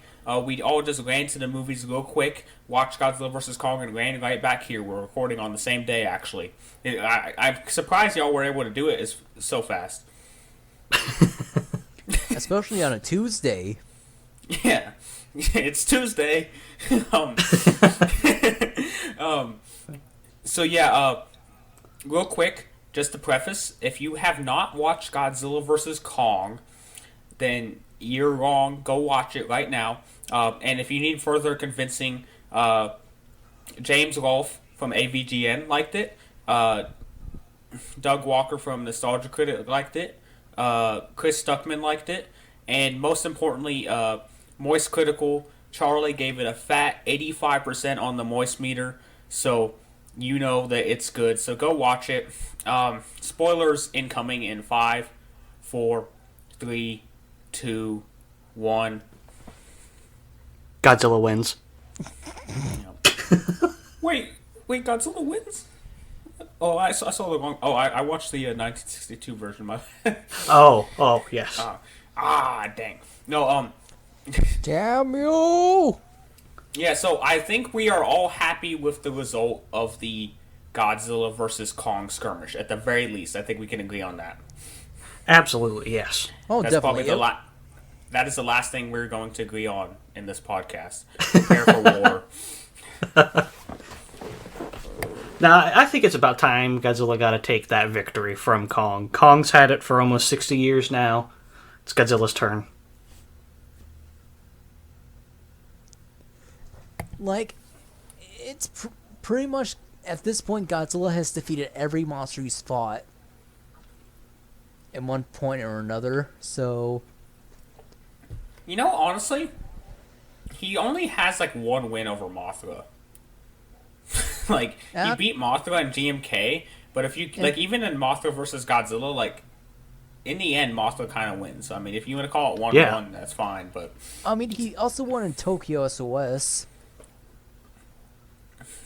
You know, I think I remember that, but I'll be honest, it's been so long since I've seen Tokyo SOS, so that'll be fun to revisit. However, yes, Godzilla wins. Godzilla beats Kong. Kong is bad. Don't like. Just kidding. Honestly, this movie is. Kong fans get this though. This movie follows Kong, and this is really. Kong is the main character of this movie. Their human characters are there, but Kong is the main character. And I enjoy that personally. I feel like Kong is the perfect kaiju. You know, he's so expressive, and it's believable where you can have him do the sign language and stuff, and like like if Godzilla started doing sign language, I don't know why, but the difference there would be weird. It'd be like, okay, what's going on here? Right. With this being more of a Kong movie than a Godzilla movie, I don't mind. I mean, this isn't the first time Godzilla was a guest star in his own film. Yeah, he's pretty used to it. I mean, not even the first time this has happened in the MonsterVerse. Right. Yeah. So, what are your guys' thoughts on the film overall? Just your general feelings towards the film. Christian, you go first. I loved it. It was very fun. The action scenes, I think, are the best depiction of kaiju in both a mix of realism and just pure entertainment that have ever been put on screen. I don't think it's going to be hard to top that anytime soon, in that aspect at least. Obviously, the human characters weren't always the greatest, but the human characters in this film, probably the best in the MonsterVerse, entertainment-wise. They were constantly entertaining. I still hold that Godzilla 2014 has a better, has the best writing out of these films, but I understand that it's a different type of movie. It's more of a disaster or a dark movie. In this movie, the characters, the humor, for the most part, is funny, except that kid Josh. I want to strangle him. But everybody else, what's the podcaster? I forgot the actor's name. Bernie. Bernie. Is I don't know the actor's name. Yeah, Bernie is great. Okay, everything Bernie says, I love. But I like when they walk into the place where Mechagodzilla is, and he screams. Yeah, and I loved when the CEO guy gets killed. What's his name? Walt Simmons. He gets killed, and then he's like, "Man, that's unfair. I really wanted to hear that speech." Yeah. Yeah. Will, what are your overall thoughts? I think this is a really fun and entertaining film. I would go as far as saying this is definitely the most visually impressive film in the MonsterVerse. Maybe even the best looking kaiju film we've gotten since the rebirth of monsters in 2013 with Pacific Rim. I think once you look outside of that, I think anything technical, it starts to falter a little bit, but I think we'll get into that some more further into this whole discussion. But, I mean, if you're coming for the monster fights, and, I mean, it delivers in that aspect 100%. If you're coming in looking for Godzilla 1954 or anything of that caliber, you're looking in the wrong place. Yeah. For me, I thought the film was good. Nothing exceptional or anything, but it's weird because, in a way, I was kind of expecting a little more when it comes to characterization of the monsters. Like a little more of a, like Godzilla goes after Kong because Kong doesn't really, get God. Like, they just happen to cross paths, not because, Godzilla's, directly hunting him. They're just happening to cross paths. I would say when in the first fight, Godzilla sensed Kong and went after him. But besides that, I understand what you're saying. I will say, though... Yeah, they made sure you knew that. Yeah, the thing is here, Godzilla is not a character in this movie, in my opinion. Godzilla is back to 2014 being a force of nature, but he's honestly... I say that, I'm not even sure if that's accurate. He's almost like a... honestly, he's probably the closest we've gotten to a Heisei Godzilla in this series, where he, both in how he fights, which at first he spams his atomic breath until Kong forces him not to, and then his behavioral pattern is pretty similar too. Now, again, the reason he's destroying the city is because he's looking for Mechagodzilla, or he's looking for King Ghidorah. That's what he senses, which honestly, I really like that idea. And then,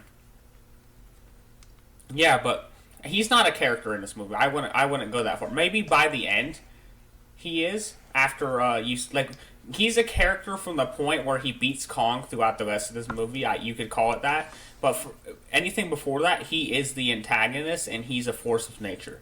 And you know what? I can't complain. I like Godzilla as, I like him to have emotion, but the amount of emotion they showed is perfectly fine for me, and I've just been killing to see Godzilla in a villainous role again.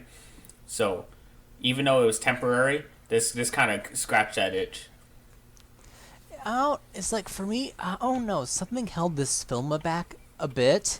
It's not like to the point where I didn't like it. I still had a great time with it. It's kind of weird to explain, you know? Yes. Yeah. It's because you don't like fun movies. It's No. Dude, like, Ghidorah 3 Monster, like, the corny monster movies, like, they're my bread and butter. Not to say this film was corny, but I think your actions speak louder than your words, Tyler. No, I'm just kidding. Yeah, no. I get it. I understand, and I'm not blaming anyone for not liking this film. I mean, because it's okay to have wrong opinions. That's not. It's not. No, I mean, and from what I get, y'all both enjoy the film. I think I probably enjoy it the most out of us, from what I gather. But then again, my viewing experience was kind of hindered because my Wi-Fi was on the fritz when I was watching it, so it would stop, freeze, it'll play, freeze, freeze, kick me out of HBO Max. Is there really no theaters that you can get to? I can, but my mom's like, I don't have a car. My mom is my only source of transportation. And she is fiercely protective of me. She's a mama bear, so yeah, she doesn't want me, COVID and all that. But back to Godzilla and Kong just happening to cross paths. I find it hilarious that Godzilla just senses that Kong happens to be right beneath him, but instead of just letting well enough alone, he uses his breath to burrow through the Earth's crust into the core and calls him out. I'm like, it's not a bit overkill?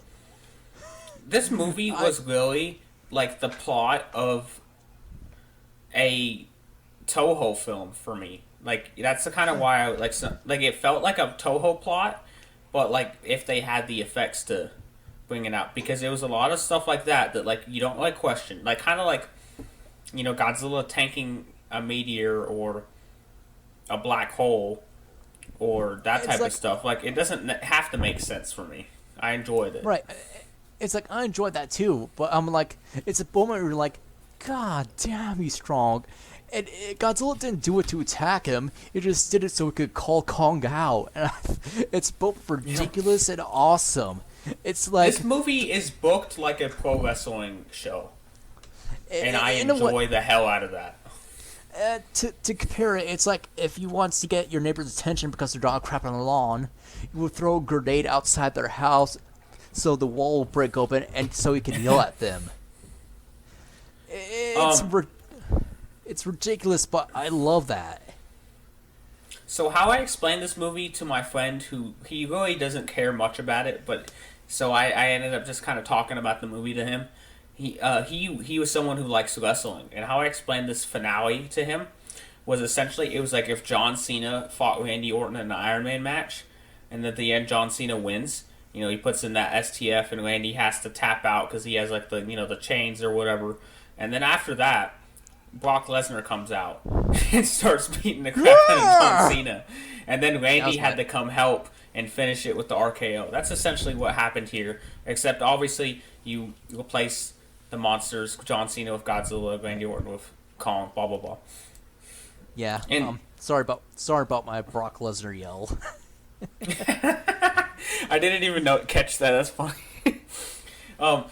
Even like when Mechagodzilla grabs a hold of Godzilla, he starts doing the WWE thing where you smash him in the corner, but he's doing it in the buildings. And then the moment when Godzilla and Kong both grab Mechagodzilla, they grab his arm and put their hands on his shoulder and throw him through the building. That was like at both theaters I went to, that was like an audience like cheer, like, or a gasp or just laughter. Like it got a reaction. It's like that's like something one of the kind of things we always want to see, like Godzilla and Kong team up instead of fight. And for what it was, I thought the payoff was well worth it.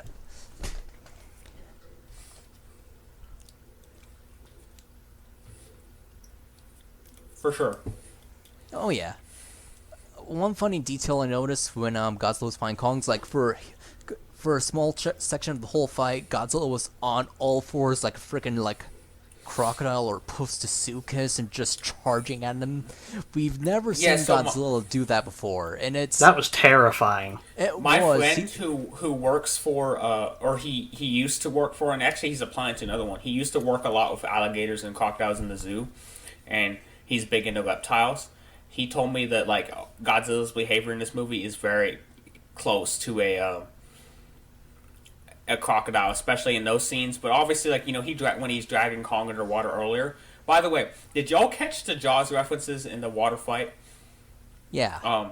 When Kong was stuck under there, it was like Hooper in the cage, and yet you heard the dun dun dun. Like I don't know if y'all heard that. The music slightly changed to like that rhythm during that moment, and I was like, okay, that's when the boat gets attached to Godzilla's spine, and then it's like the buoy at the end of the movie. Yeah, where, right. Like, Godzilla's. I was so happy with it. I didn't catch that part until the second time, but when I saw that, I was like, oh, that's like when the barrels get attached to their jaws. So yeah, that was really fun. Again, that fight scene as a whole was fun. It was so great that 20 minutes into the movie, they gave us a whole fight scene. And that, to be honest, that is more than most of the other MonsterVerse films had in their whole movie at that point. It's like with Godzilla going after Kong, he for some reason it felt like he was more irritated and like PO'd than when Ghidorah returned. Ghidorah just came up and fight him, but this time he was like tearing everything in his path apart. Like I think that was because he was resentful towards the humans. I think he knew that the humans were tied somehow. That's at least what I was thinking anyway. Was that the humans were tied to, what he sensed as something like King Ghidorah, and so that's why he was attacking the facilities, and that's why I feel like he was targeting the boats. That there's the one moment where after Kong gets out of the water the first time, he looks over, and you see Godzilla turn around and start heading towards the boats, and Kong's like, oh no, and I freaking laughed my ass off at that. And then Kong jumps over to, maybe I misinterpreted it, but it looked like Kong was actually trying to protect the boat, so he jumps over. And I just love that realization, because it's kind of like a Jaws thing where the shark turns, but I love like the look on his face, like where he's like, oh no, because he can see that Godzilla's getting straight towards the boat. Oh shit. It's like Godzilla, like he was really bloodlusted this whole movie. It's like not even like maybe aside from GMK a bit, I've never seen Godzilla so relentless,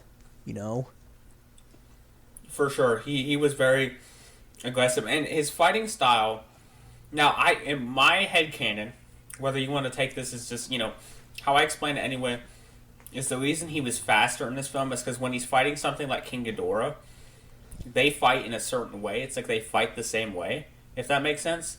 While fighting something like Kong, I feel like he had to adapt his strategies to Kong, which is why we saw him go on all fours and do those new things. Right. Speaking of, we got the reference to King Kong. We got a few references to King Kong versus Godzilla. We got the helicopter scene where they were picking him up, which was obviously like the balloons. And then, more importantly, we got the axe into the mouth, which was, whether people got the reference or not, that's another moment that people were laughing and cheering. I'm not gonna lie, I screamed when that happened. It's like one of those iconic Toho moments, but when you just seen it happen again after all these years, it's just so satisfying. Seeing Kong go for the jaw break and Godzilla shoot the atomic breath like 3 times in a row was really funny. Yeah. Yeah, I was hoping something would happen like that. They did literally, in the fight scenes, they did everything we could have wanted from Kong vs. Godzilla, in my opinion. Like, you could probably come up with something in your head that, like, well, it could have been cool if they did that. But they covered basically everything that people had joked about or talked about. They used Kong to his advantage in the city, because at the beginning of the Hong Kong fight, you see Kong getting the advantage because he's in a domain where he can use his agility and all that. I'm so glad we didn't see them fight in a city that was already destroyed. It's like with everything we kind of theorized in that Godzilla vs. Kong, like who would win kind of thing. Some of the stuff we said in there actually translated to what happened. Kong using the environment to his advantage, Kong using tools to his advantage and whatnot. Yeah, it was. They thought the things through. Okay, another moment. Of course, Kong wins round 2. Yeah, sure, whatever. Bad judging here. they got these freaking Texas judges from UFC. I don't know if y'all probably don't get that reference. Texas has bad judges in UFC. They always call the wrong fight to win, or fighter to win. But they got those type of judges in here saying Kong won the round. Okay, it was obviously like a draw at that point. The fight was still going on. Either way, let's give it to him. Kong gets this little. He gets on that building. Godzilla starts crawling. And Kong throws that little object, like straight up like he was playing like a stealth game. He throws the object to distract Godzilla, and then he just jumps on top of him, which was really fun. But listen, Kong fans, Kong got the jump and all the advantage there. He still got his butt whooped. He got his arms thrown, shoulder dislocated. Then the finale of the fight was so ruthless. Like, I honestly, at that point, I was feeling bad for Kong. Like, he was, like, running and kicking away, and Godzilla would just come at him. And I don't know, I kind of, like, almost teared up a little when Kong, like, was looking, like, sad when Godzilla was stepping on him. When he realized he had lost. Like, I kind of, like, choked up for a second, because I was like, it was almost like I was like, this is what I wanted. I did this to him. One thing I kind of realized when watching the movie is, like, Godzilla didn't use his breath to win. He used his brute strength, which it really emphasizes how powerful he's become over these films. Mm-hmm. At this point, if he fought those two Mutos again, if they were the same size as him, easy dub. Right. I think straight up, now maybe it is, I don't know if the Muto EMP theory is confirmed or whatever, but I think straight up with how much powerful his atomic breath has gotten, he wouldn't even need to, like, fight them melee, because they're not going to be dodging, like, the flying Muto, maybe, but I feel like he could straight up just incinerate, like, with the power that his atomic breath is showing. His atomic breath was as strong as... Yeah. And his atomic breath was as strong as Mechagodzilla's, and Mechagodzilla just slices through that skullcrawler like butter. It's like his breath in this movie was kind of like on par of the GMK breath in terms of visuals, which I absolutely adore. Speaking of Mechagodzilla, let's get to him. Will. Real quick. One thing I need to mention is that you speaking about GMK, and there's a scene where Godzilla's attacking the thing and the guys in GMK where he's shooting the atomic breath and you see the soldiers fly in the air.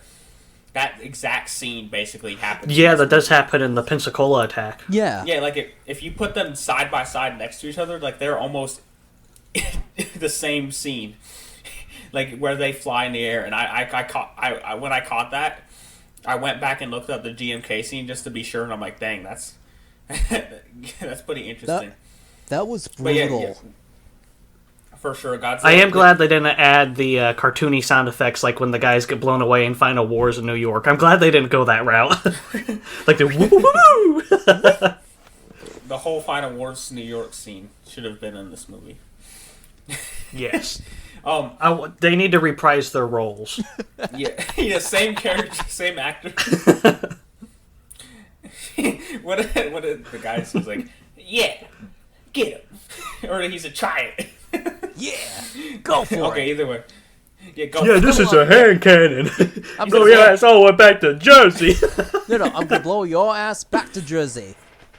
The other guy says, yeah, go for it. Great. Oh shit! Do it. It's a big birdie. It's heading for us. Okay, let's. Okay, you wanted to move on to Mechagodzilla. Yeah. And Will, you were gonna give Will the floor because Will has some opinions. Yep.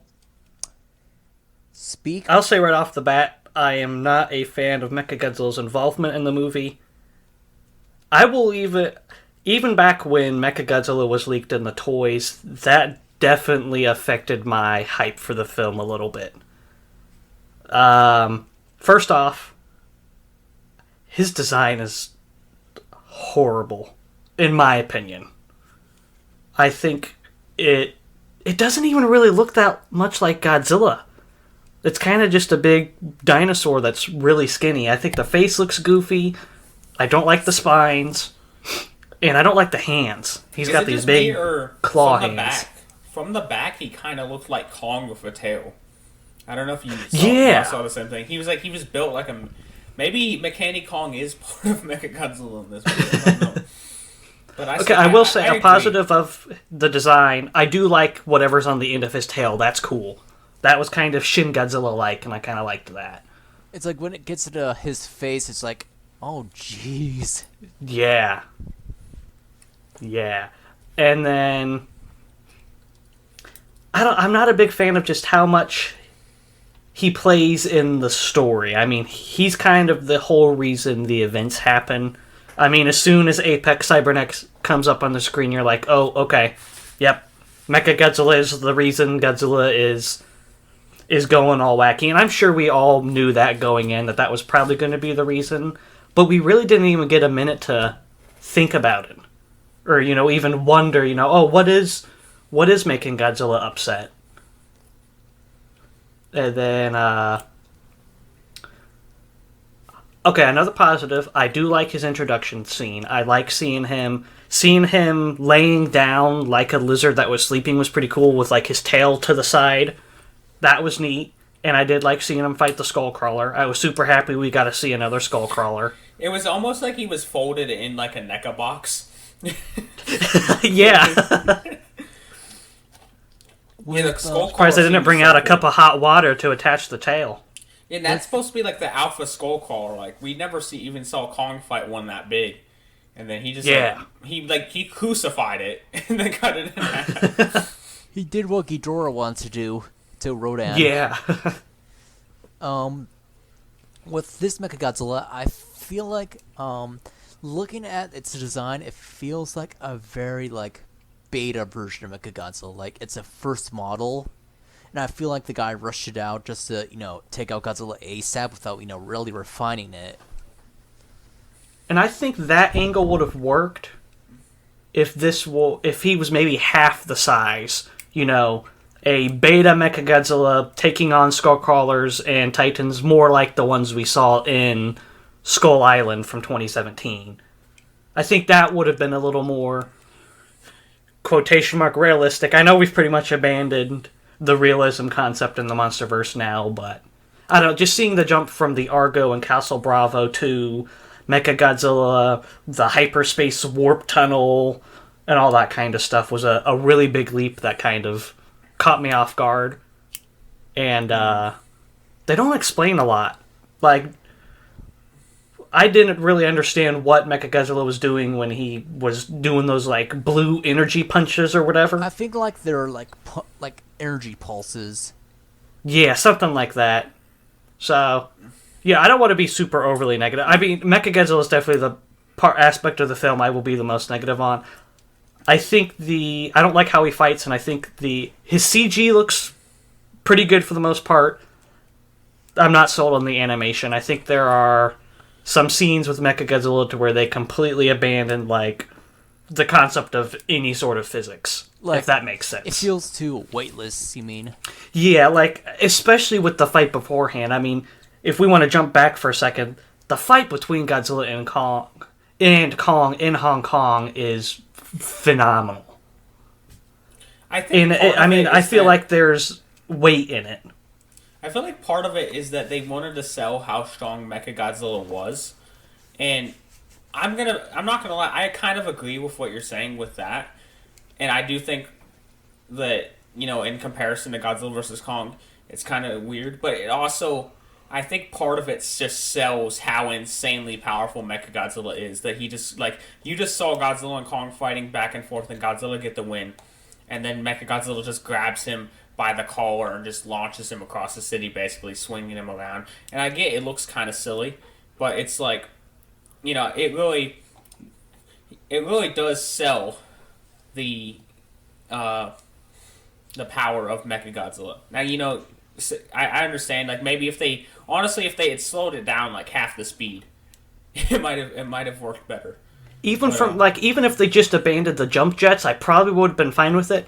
I think another thing for me, and this is something we've not really talked about, and we'll probably disagree on this, but I don't feel like Godzilla was really losing the battle with Mechagodzilla. He was getting tossed around and everything, but when we saw the Mutos fighting Godzilla, we saw him getting beat down into the ground, and he was getting slow and lethargic. We see Ghidorah do that huge lightning blast to him, and he's got the hole in his head, and he's slowed down. I don't really feel like... And maybe I just didn't watch the scene right. I don't know. I just didn't feel like... Did you miss the part where Mechagodzilla was about to do the kiss of death to Godzilla? No, I did not miss that, and that was cool. Godzilla was done. He got his ass whooped, and then he was about to get finished off with his own move. We're talking about pro wrestling. He was about to get hit with they were about to hit Randy Orton with the RKO. You can't do that. You can't disrespect him. And that was a really cool throwback. Right. And I just find it funny that it's Kevin's head in Mechagodzilla, and I like to think in an alternate timeline, this Mechagodzilla. Who came up with the name Kevin, by the way? Is that a fan name? That was Michael Dougherty. Oh, okay. He named the other two? Ichi and Ni. Yeah. But I feel like in an alternate universe, he's just gonna be placid, looking at people. No. He wouldn't kill the guy in the facility. He wouldn't kill what's his name. He would have the Simmons dude. He would just try to poke him constantly. What is that? Why is my... No, he would be too busy checking himself out. Why are my hands gyroscopic? Okay, another positive about Mechagodzilla, when they're powering him up, I love how they made a robotic version of Ghidorah's alpha call. I loved that. I don't know if you guys caught that or not, did. But that was so cool. I really liked that. Oh my gosh, I just remembered... I don't want to kind of get off topic for a second. I remember Rob saying that he said Mechagodzilla does his best Shin Godzilla impression after doing his atomic breath and shuts down for 2 weeks.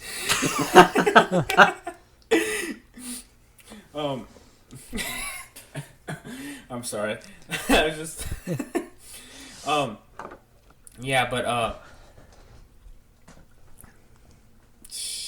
trying to think. Yeah, no, here's what I'll say with Mechagodzilla.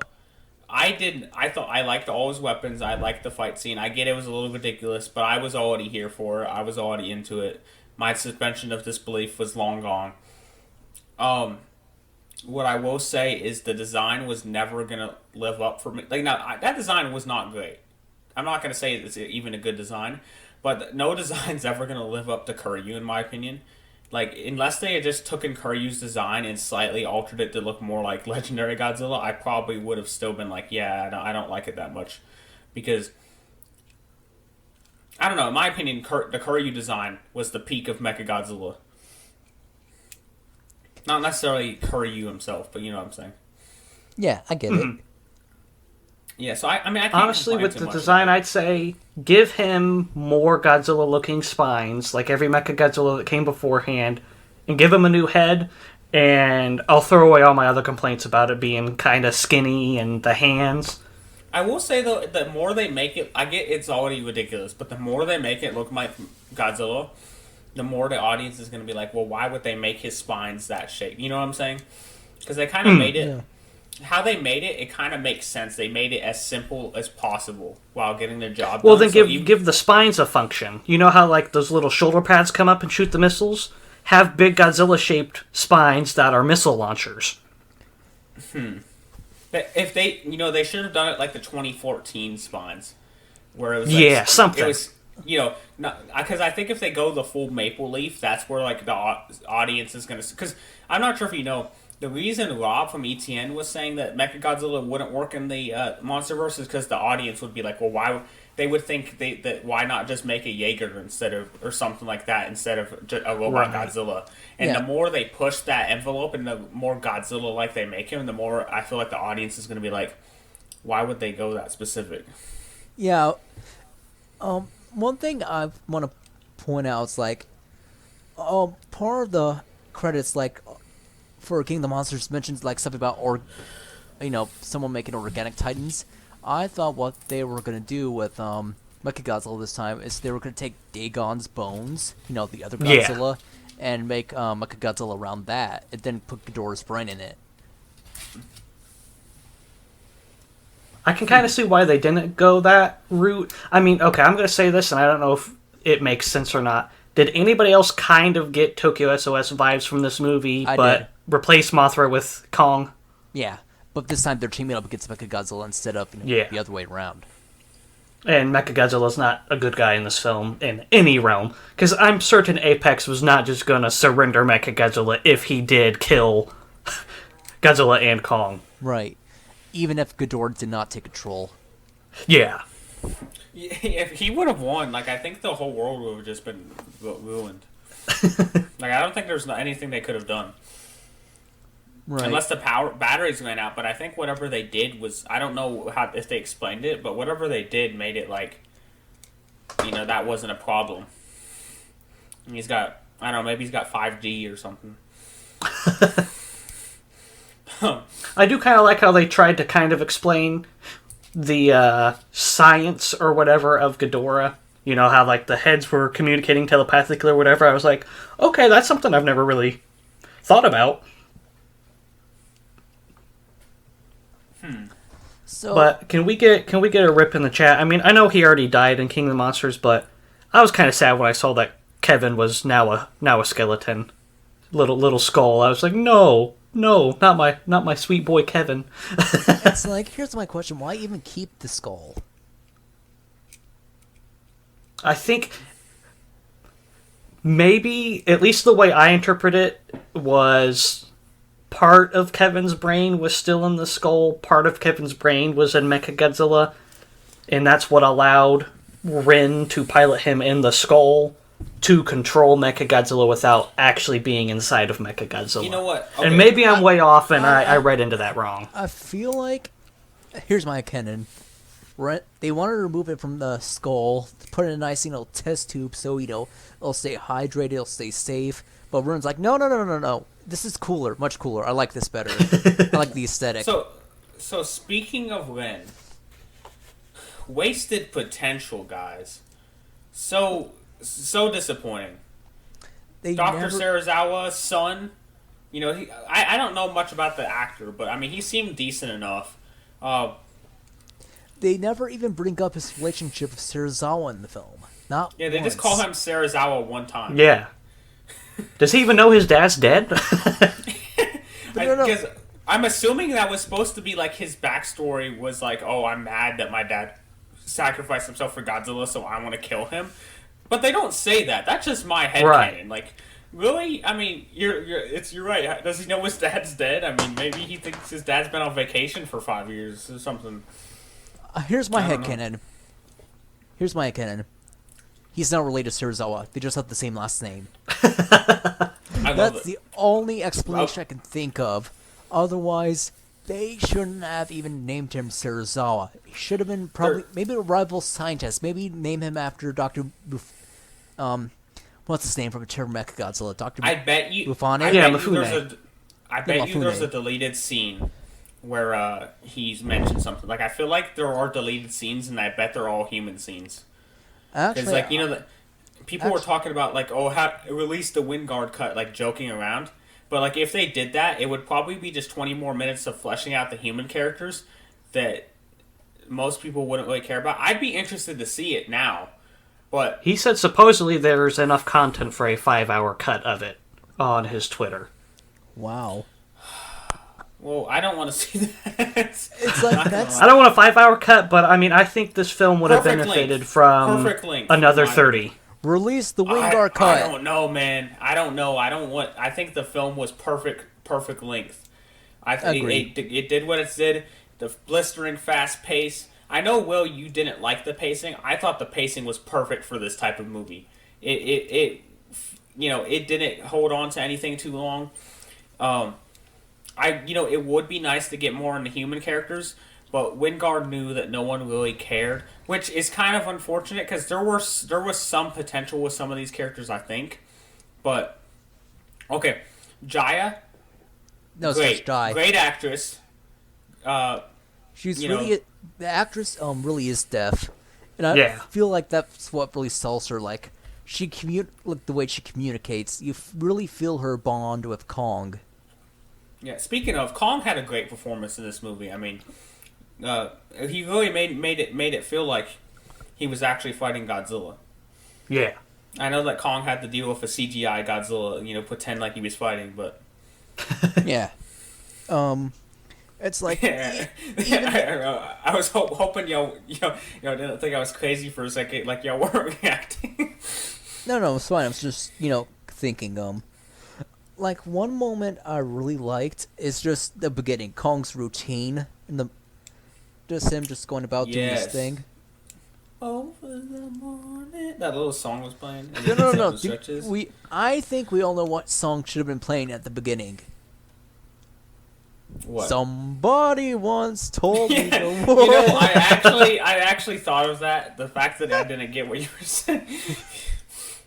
Okay, so you saw it in the theater, Chris. Did you see the trailer? And I don't know, my movie theaters do this thing where sometimes they'll show older movies. I kid you not, I got a trailer for Shrek.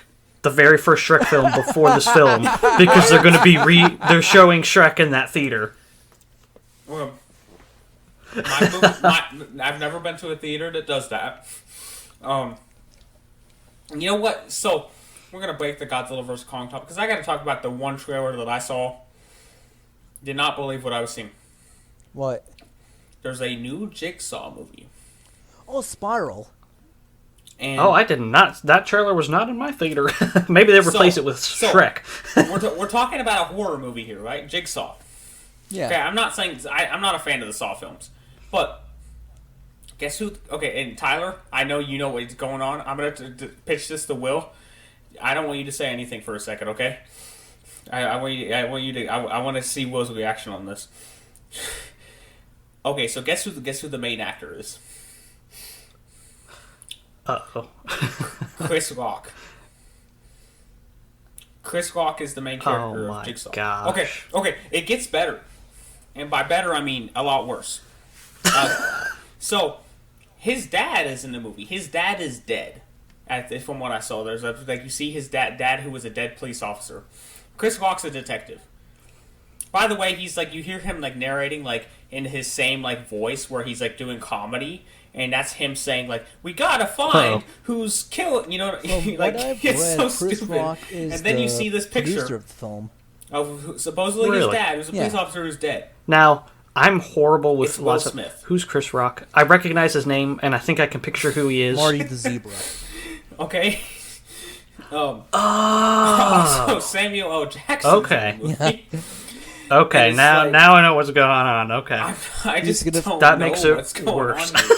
He's going to defeat the killer by doing the Afro Circus song. Okay, hey. I think I cut out from y'all for a second. Yeah, I just that was perfect. That gave me enough time to ask Tyler who Chris Rock was. Oh, okay. Yeah, he's the zebra from. That's exactly what he said. So, yeah, he does comedy routines. Okay, what was the last thing you heard me say? His dad's a dead police officer or something like that. His dad's a dead police officer. Can you guess who his dad is? Well, the actor plays him. Guess him. Yeah. It's not Eddie Murphy, is it? It's Will Smith. No, it's not. Oh. No, it's not. Samuel L. Jackson. No. Samuel L. Jackson's in the movie. Chris Rock's dead dad is Will Smith. I thought it was Jackson. No. Samuel L. Jackson's alive. You spoiled that. I told you to not talk, Tyler. So, yeah, we have a movie where Chris Rock's the main character with his dead dad being Will Smith, and Chris Rock's the detective, and he's looking for, you hear him in his comedy routine voice yelling out, looking for, like in the same voice that freaking Marty the zebra talks, looking for Saw. And then you see he turns around the corner and Samuel L. Jackson's there, and he's like, listen, Saw's coming, blah, blah, blah. Or like, the detective, blah, blah, blah. It's like, is this real? This is like a Saturday Night Live skit. Like, what is going on here? This is a real movie. Yeah, so, with all due respect, it was like they grabbed every famous black actor they could. Like, I was surprised Idris Elba wasn't in it or something like that. And they're like, okay, y'all guys are in a Saw movie. And, that wouldn't be a problem, except for Chris Rock is a comedy actor. It just doesn't really make sense to me. I was confused. Maybe he's trying to break genre? Yeah, maybe he is, but, listen, I don't know if I can take that seriously. I'm sorry. So, in the end, it is the only Saw movie I've ever wanted to watch.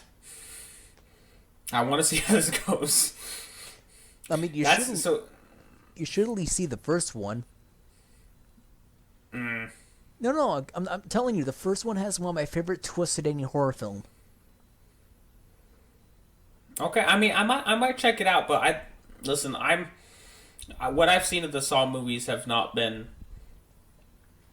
have been far from compelling.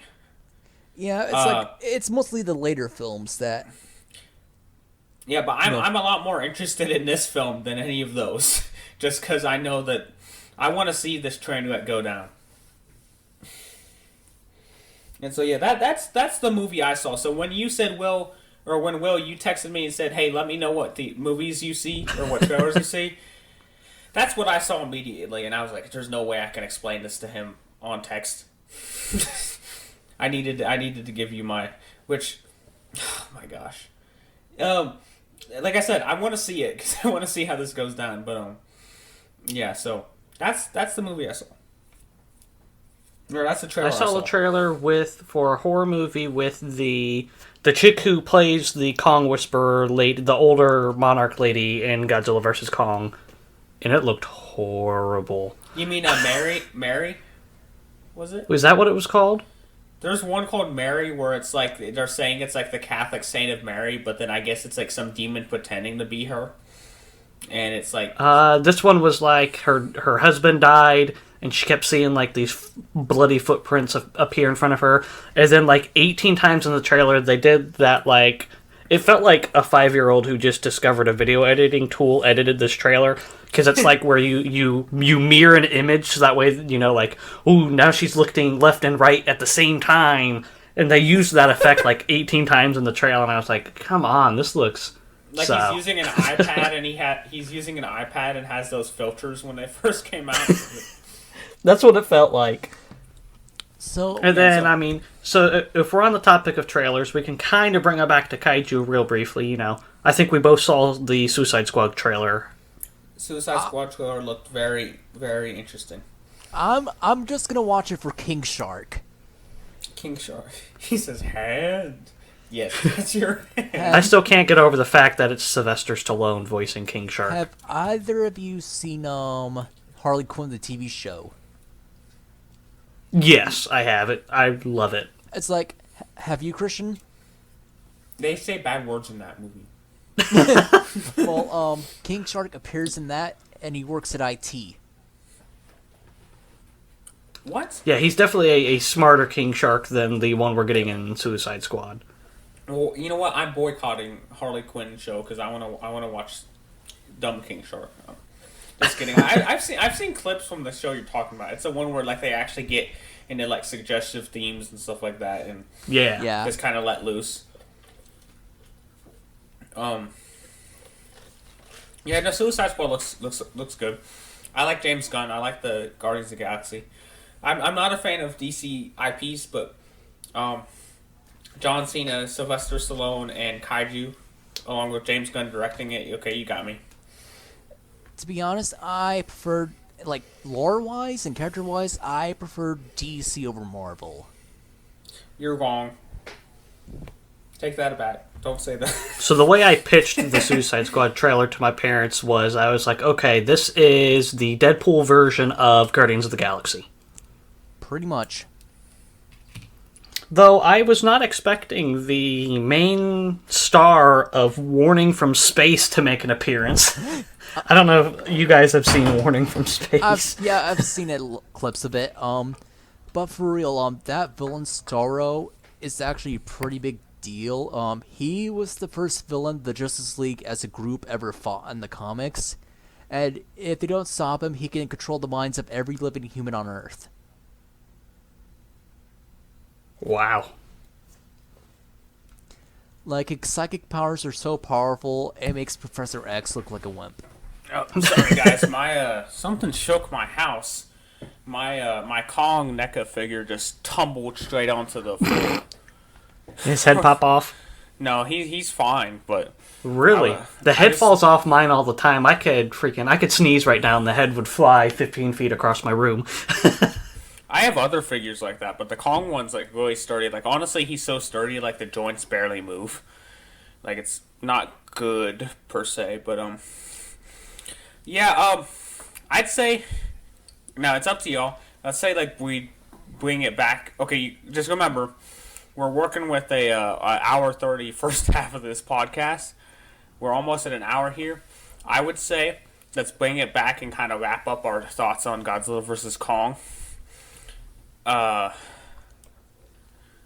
Because I don't want to edit a 3-hour podcast. What did we? How did we feel about Nozuki Warbat? They had a very, very brief appearance in the film, but They were pretty cool. what do we think?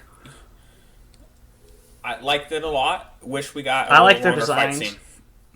I love how Kong just straight up kills the first one immediately. Just boom! Like head Slams it on the ground and it is dead. like the skull gets pierced by a freaking rock, and when he does the other one is so overkill though. I like how he casually eats the guts and just keeps going. Yeah. What is up with the MonsterVerse and decapitation? No, it's MonsterVerse and gore in general, because like I noticed every monster in like every main monster in each movie gets a brutal, like Mortal Kombat-esque death. Buto, Kiss of Death. The Skullcrawler gets disemboweled. Ghidorah, head gets launched like a rocket. Ghidorah gets his head and spine ripped out like Sub-Zero. Like, like I'm gonna be afraid to what happens to Gigan if he appears in the MonsterVerse. Yeah, Skull Island is the only film that does not feature a kaiju decapitation. If Gigan appears in the MonsterVerse, he will win. I'm calling it right here. I'd imagine they'd rip out his own buzzsaw and just shove it into his eye. They just slowly scalp his skin off piece by piece with a butter knife. I don't know. I have no idea. I honestly never thought the kills were that brutal. I mean, for monsters, it kind of was expected for me. No, I get the Kong one. Kong ripping out the guts of the Skullcrawler is pretty brutal, but From the like, mouth too. It's like something of a Lucio Fulci I mean, film. look, Kong fighting the Warbats is kind of how I'd expect him to win. He just crushes them. Yeah. And then, like, he does rip the head off of it, but I think it's just because he needed a snack.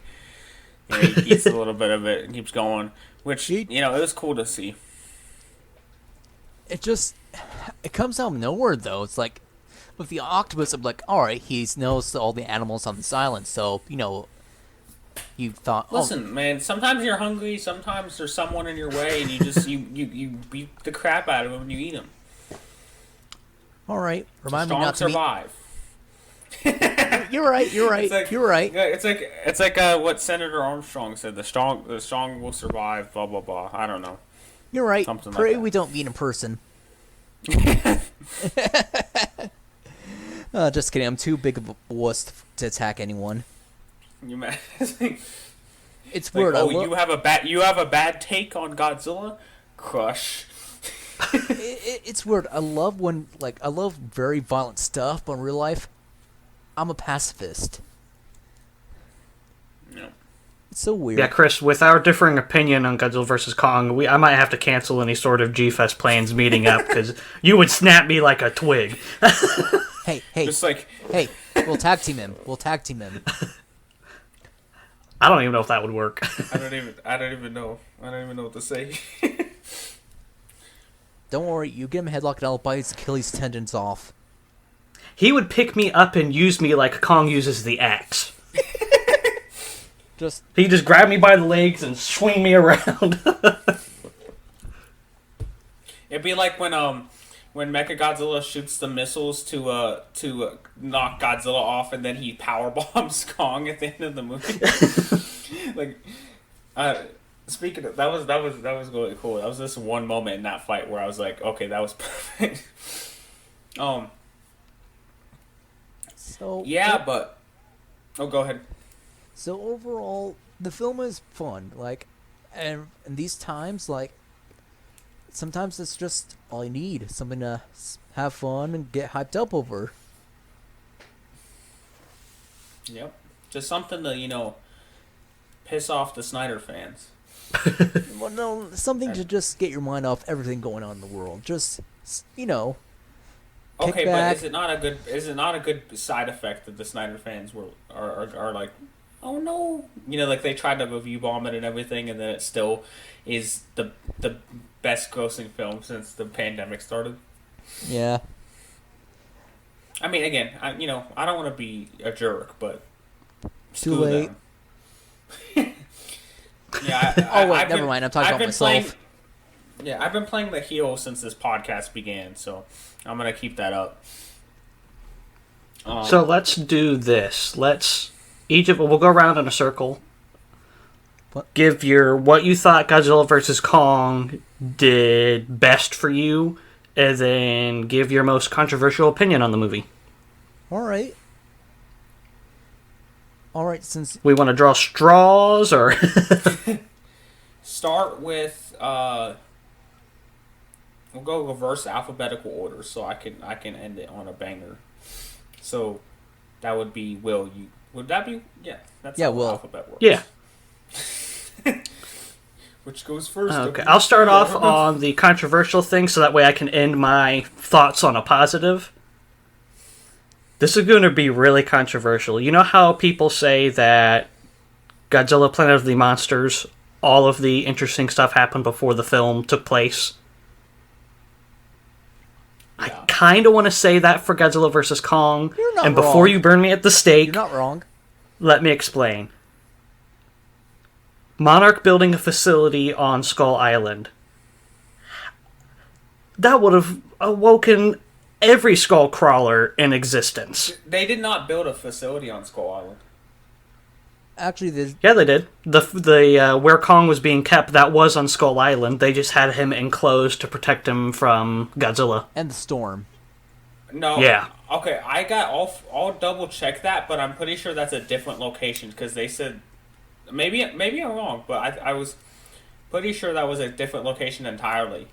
Which is why Kong realizes it's not its home. That's actually a moment that now I think about it, I very much enjoyed, where he throws the spears through the wall, and then that wail of agony when he realizes it's fate. Either way, maybe you might be right, but either way, I'll have to look into that just to double check. So if they did actually build a facility on Skull Island, That would have been kind of cool to see. How in the world did Apex get a hold of Skullcrawler eggs? What happened to Monarch? Did they get defunded? Oh no, they're still around. I mean... Yeah, I know they're still around. They just don't do anything in this movie. Yeah, Kyle Chandler was kind of underutilized, and he was the only connection to Monarch that was in the movie. Yeah, Kyle Chandler got to run around and go, Godzilla! And that was his entire character for the film. I love character stare off screen and look at terrible thing happening and don't say anything. Don't do anything. Don't be proactive. Madison's like, listen, Godzilla, there's something we're not seeing here. And he says, you should be in school. Yeah. So he loses Andrew in 2014. He loses Emma in King of the Monsters, and he's like, Madison, no. Madison. Please don't get involved. No, it sounded so silly because it was just like, we're talking about the end of the world here, and obviously she knows what she's talking about, and he's just like, you should be doing your math homework. What's going on? and then the next line, he's like, Godzilla's hurting people. We don't know why. And she's like, and I'm just like, well, she kind of just told you, but whatever. Okay. But yeah, and then you don't see him again until basically he calls her at some point for like 2 minutes, and then 2 seconds, and then at the end of the movie they hug. And I mean, that's all sweet. I like the little part where Barney's like, Barney's like, can you come on my podcast? Yeah, he's got that guy. We need to do a crossover with Barney's podcast. Yeah, Titan Truth. The ending almost the fake out ending almost kind of felt like a throwback to the ending of 2014. I don't know if that was intentional or not, but I definitely got the same vibe of Brody going to the stadium and reuniting with Ellie, and then Godzilla walks off. But instead of Godzilla immediately leaving, this time, you hear Godzilla's roar and you're like, are we getting another round? Yeah, I think I'm 90% sure that the Godzilla going into the water was how this film ended, and then the other part was the end credit scene, because Wingard confirmed that he cut the end credit scene, but he put it back in the movie. So I'm pretty sure that he just did that, so it wasn't an abrupt ending. And they also, in an interview, he said he doesn't want to make it seem like there's for sure another movie. He wanted to wait to see if the audience asked for one or not. Considering how it's doing right now, it just passed the 200 million mark worldwide, so yeah, there's a chance. I think we're getting another one. I'm pretty sure. I definitely hope so. Yeah. All right. I can't interrupt them. Do you have any final thoughts, Will? So that was my little controversial thing. Positive. The action, the monster scenes, and this needs to be the new staple moving forward with the MonsterVerse. Agreed. There was not a single scene in this film to where you could not make out what was going on because of some bullshit smoke, or fog, or ice, or debris, or ash, or anything. And I get that was an artistic decision made in the other films. We have the other films that we can go back on and keep watching those. But for the future, give me the long fights that aren't interrupted, like this movie did. Give me the beautiful visuals. Give me the daytime. And if you're going to do nighttime, take Hong Kong as a perfect example. Mm-hmm. The Hong Kong battle might be the best. Well, actually, it seems like Hong Kong is the place to do a night battle, because both the Godzilla vs. Kong battle and then the Gypsy Danger versus Otachi are two of the most stunning fights in recent years. Oh, definitely. Yep. But yeah, that about wraps up my thoughts for now. Alright, for me, I say this movie has the strongest human cast, even though that some of them were very underdeveloped, and the kaiju fights were spectacular. Half the time I was going, oh shit, oh shit, oh shit, oh shit, Oh crap, we're demonetized now. I'm sorry, but when I screw this channel. Oh no. You can just pay me out of pocket. Okay, this is my controversial opinion. I was kind of underwhelmed with the Hollow Earth. Wow, okay. It's with me, it felt like a huge missed opportunity. I was expecting, maybe something to the Jackson Skull Island. There's this vast ecosystem of creatures that, we get to see more different monsters, but instead we'd only get, a handful that are pretty outside the Warbat, they're all pretty small, nuisances. I was expecting get a more of a feel of this primordial, untamed world with ancient ruins. Have it be something to set up. Maybe there could be a miniseries set in the Hollow Earth itself. It's some of the stuff. It was interesting, the parallel land on top like above the. Mm-hmm. But it's like some of the stuff felt out of place, like the anti-gravity stuff. I don't know. It's like I felt like they could have done so much more with it. Like, I felt like it was a missed opportunity. Like, I don't hate it. I just feel like there's so much more untapped potential in there.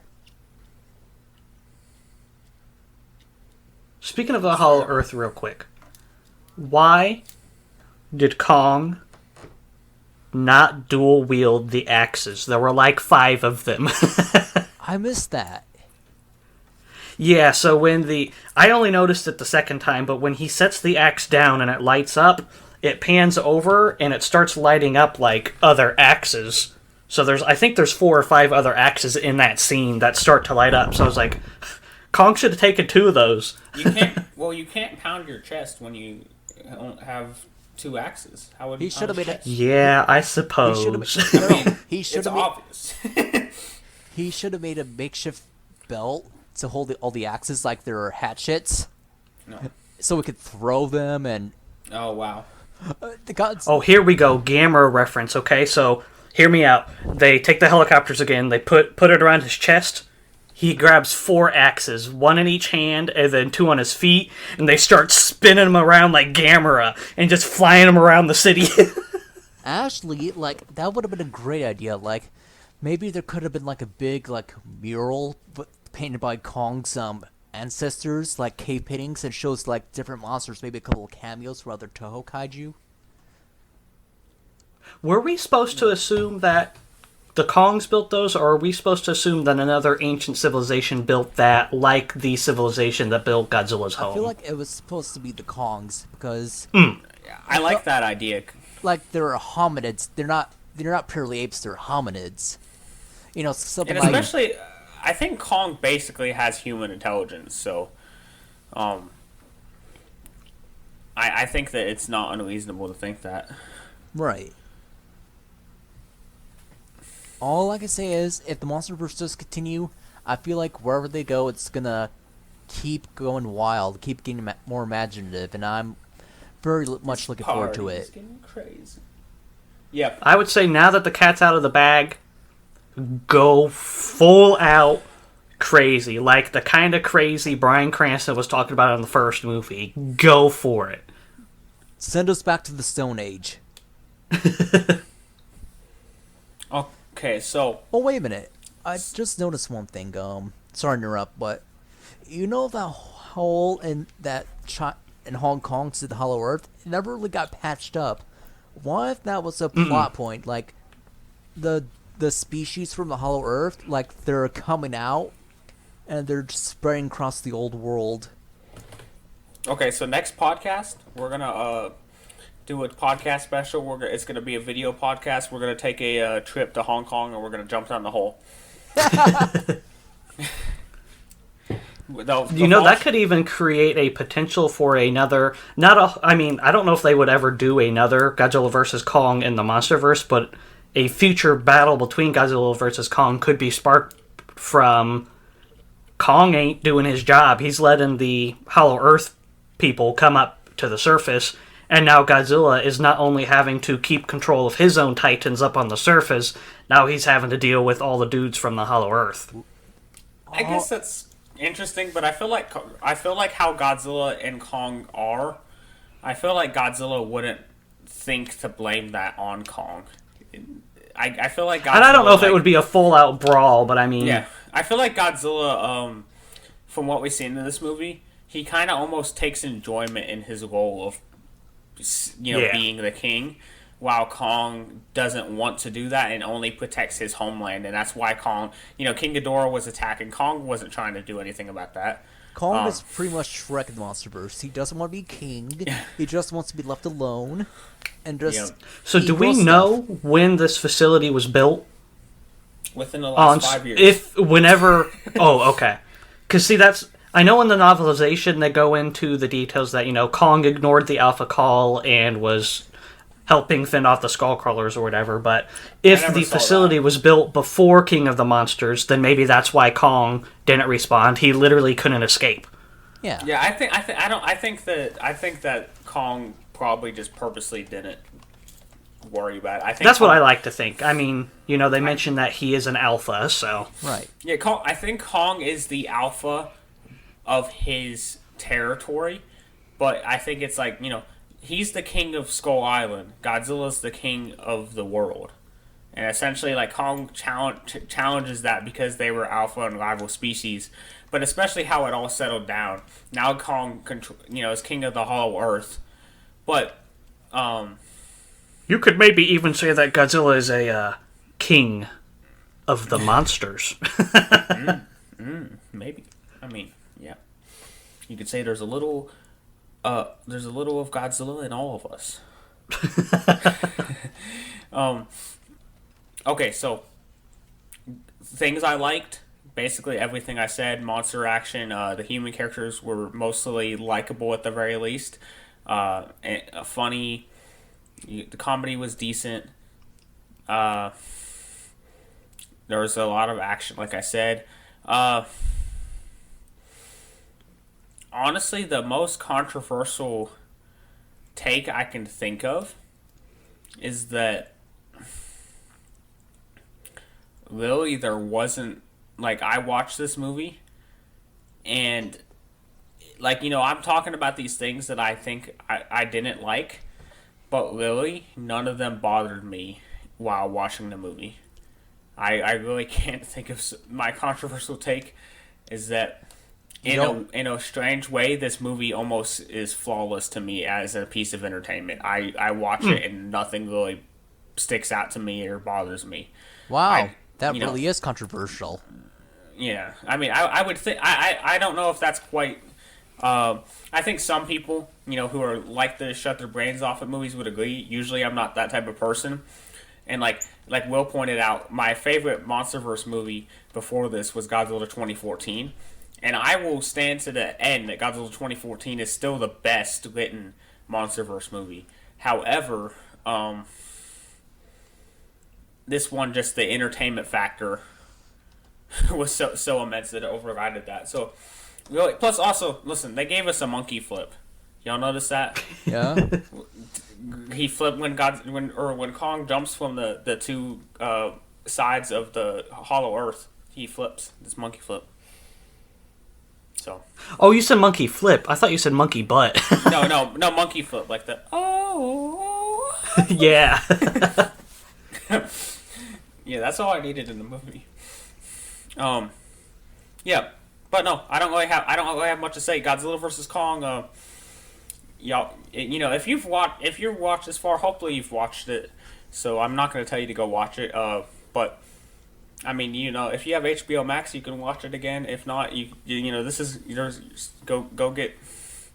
You want to go buy another ticket to it to support the movie, so we get more. That would be nice. Honestly, I really feel like I probably might watch it in theaters again. But yeah, and with that, I'm gonna go ahead and call a stop to this, end this madness. We're in an hour. I give it a 0 out of 10 for no talking Minya. Yes.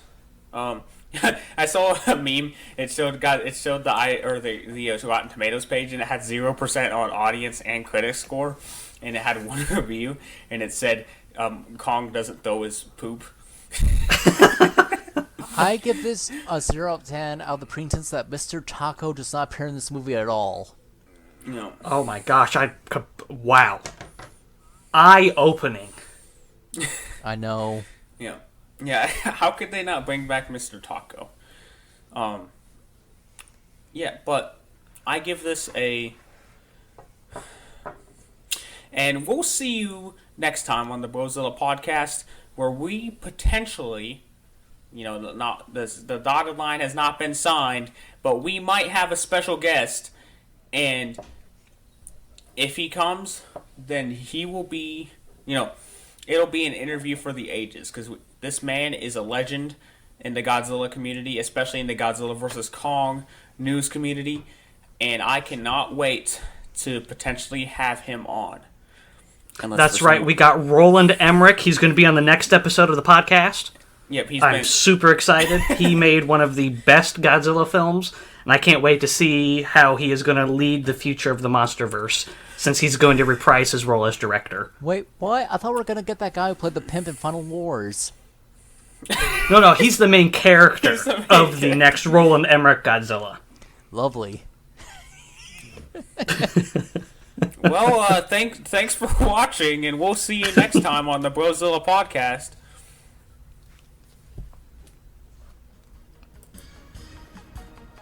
And scene.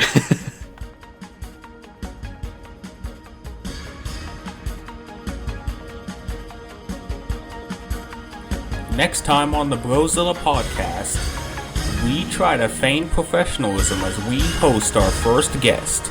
Stay tuned to find out who it is.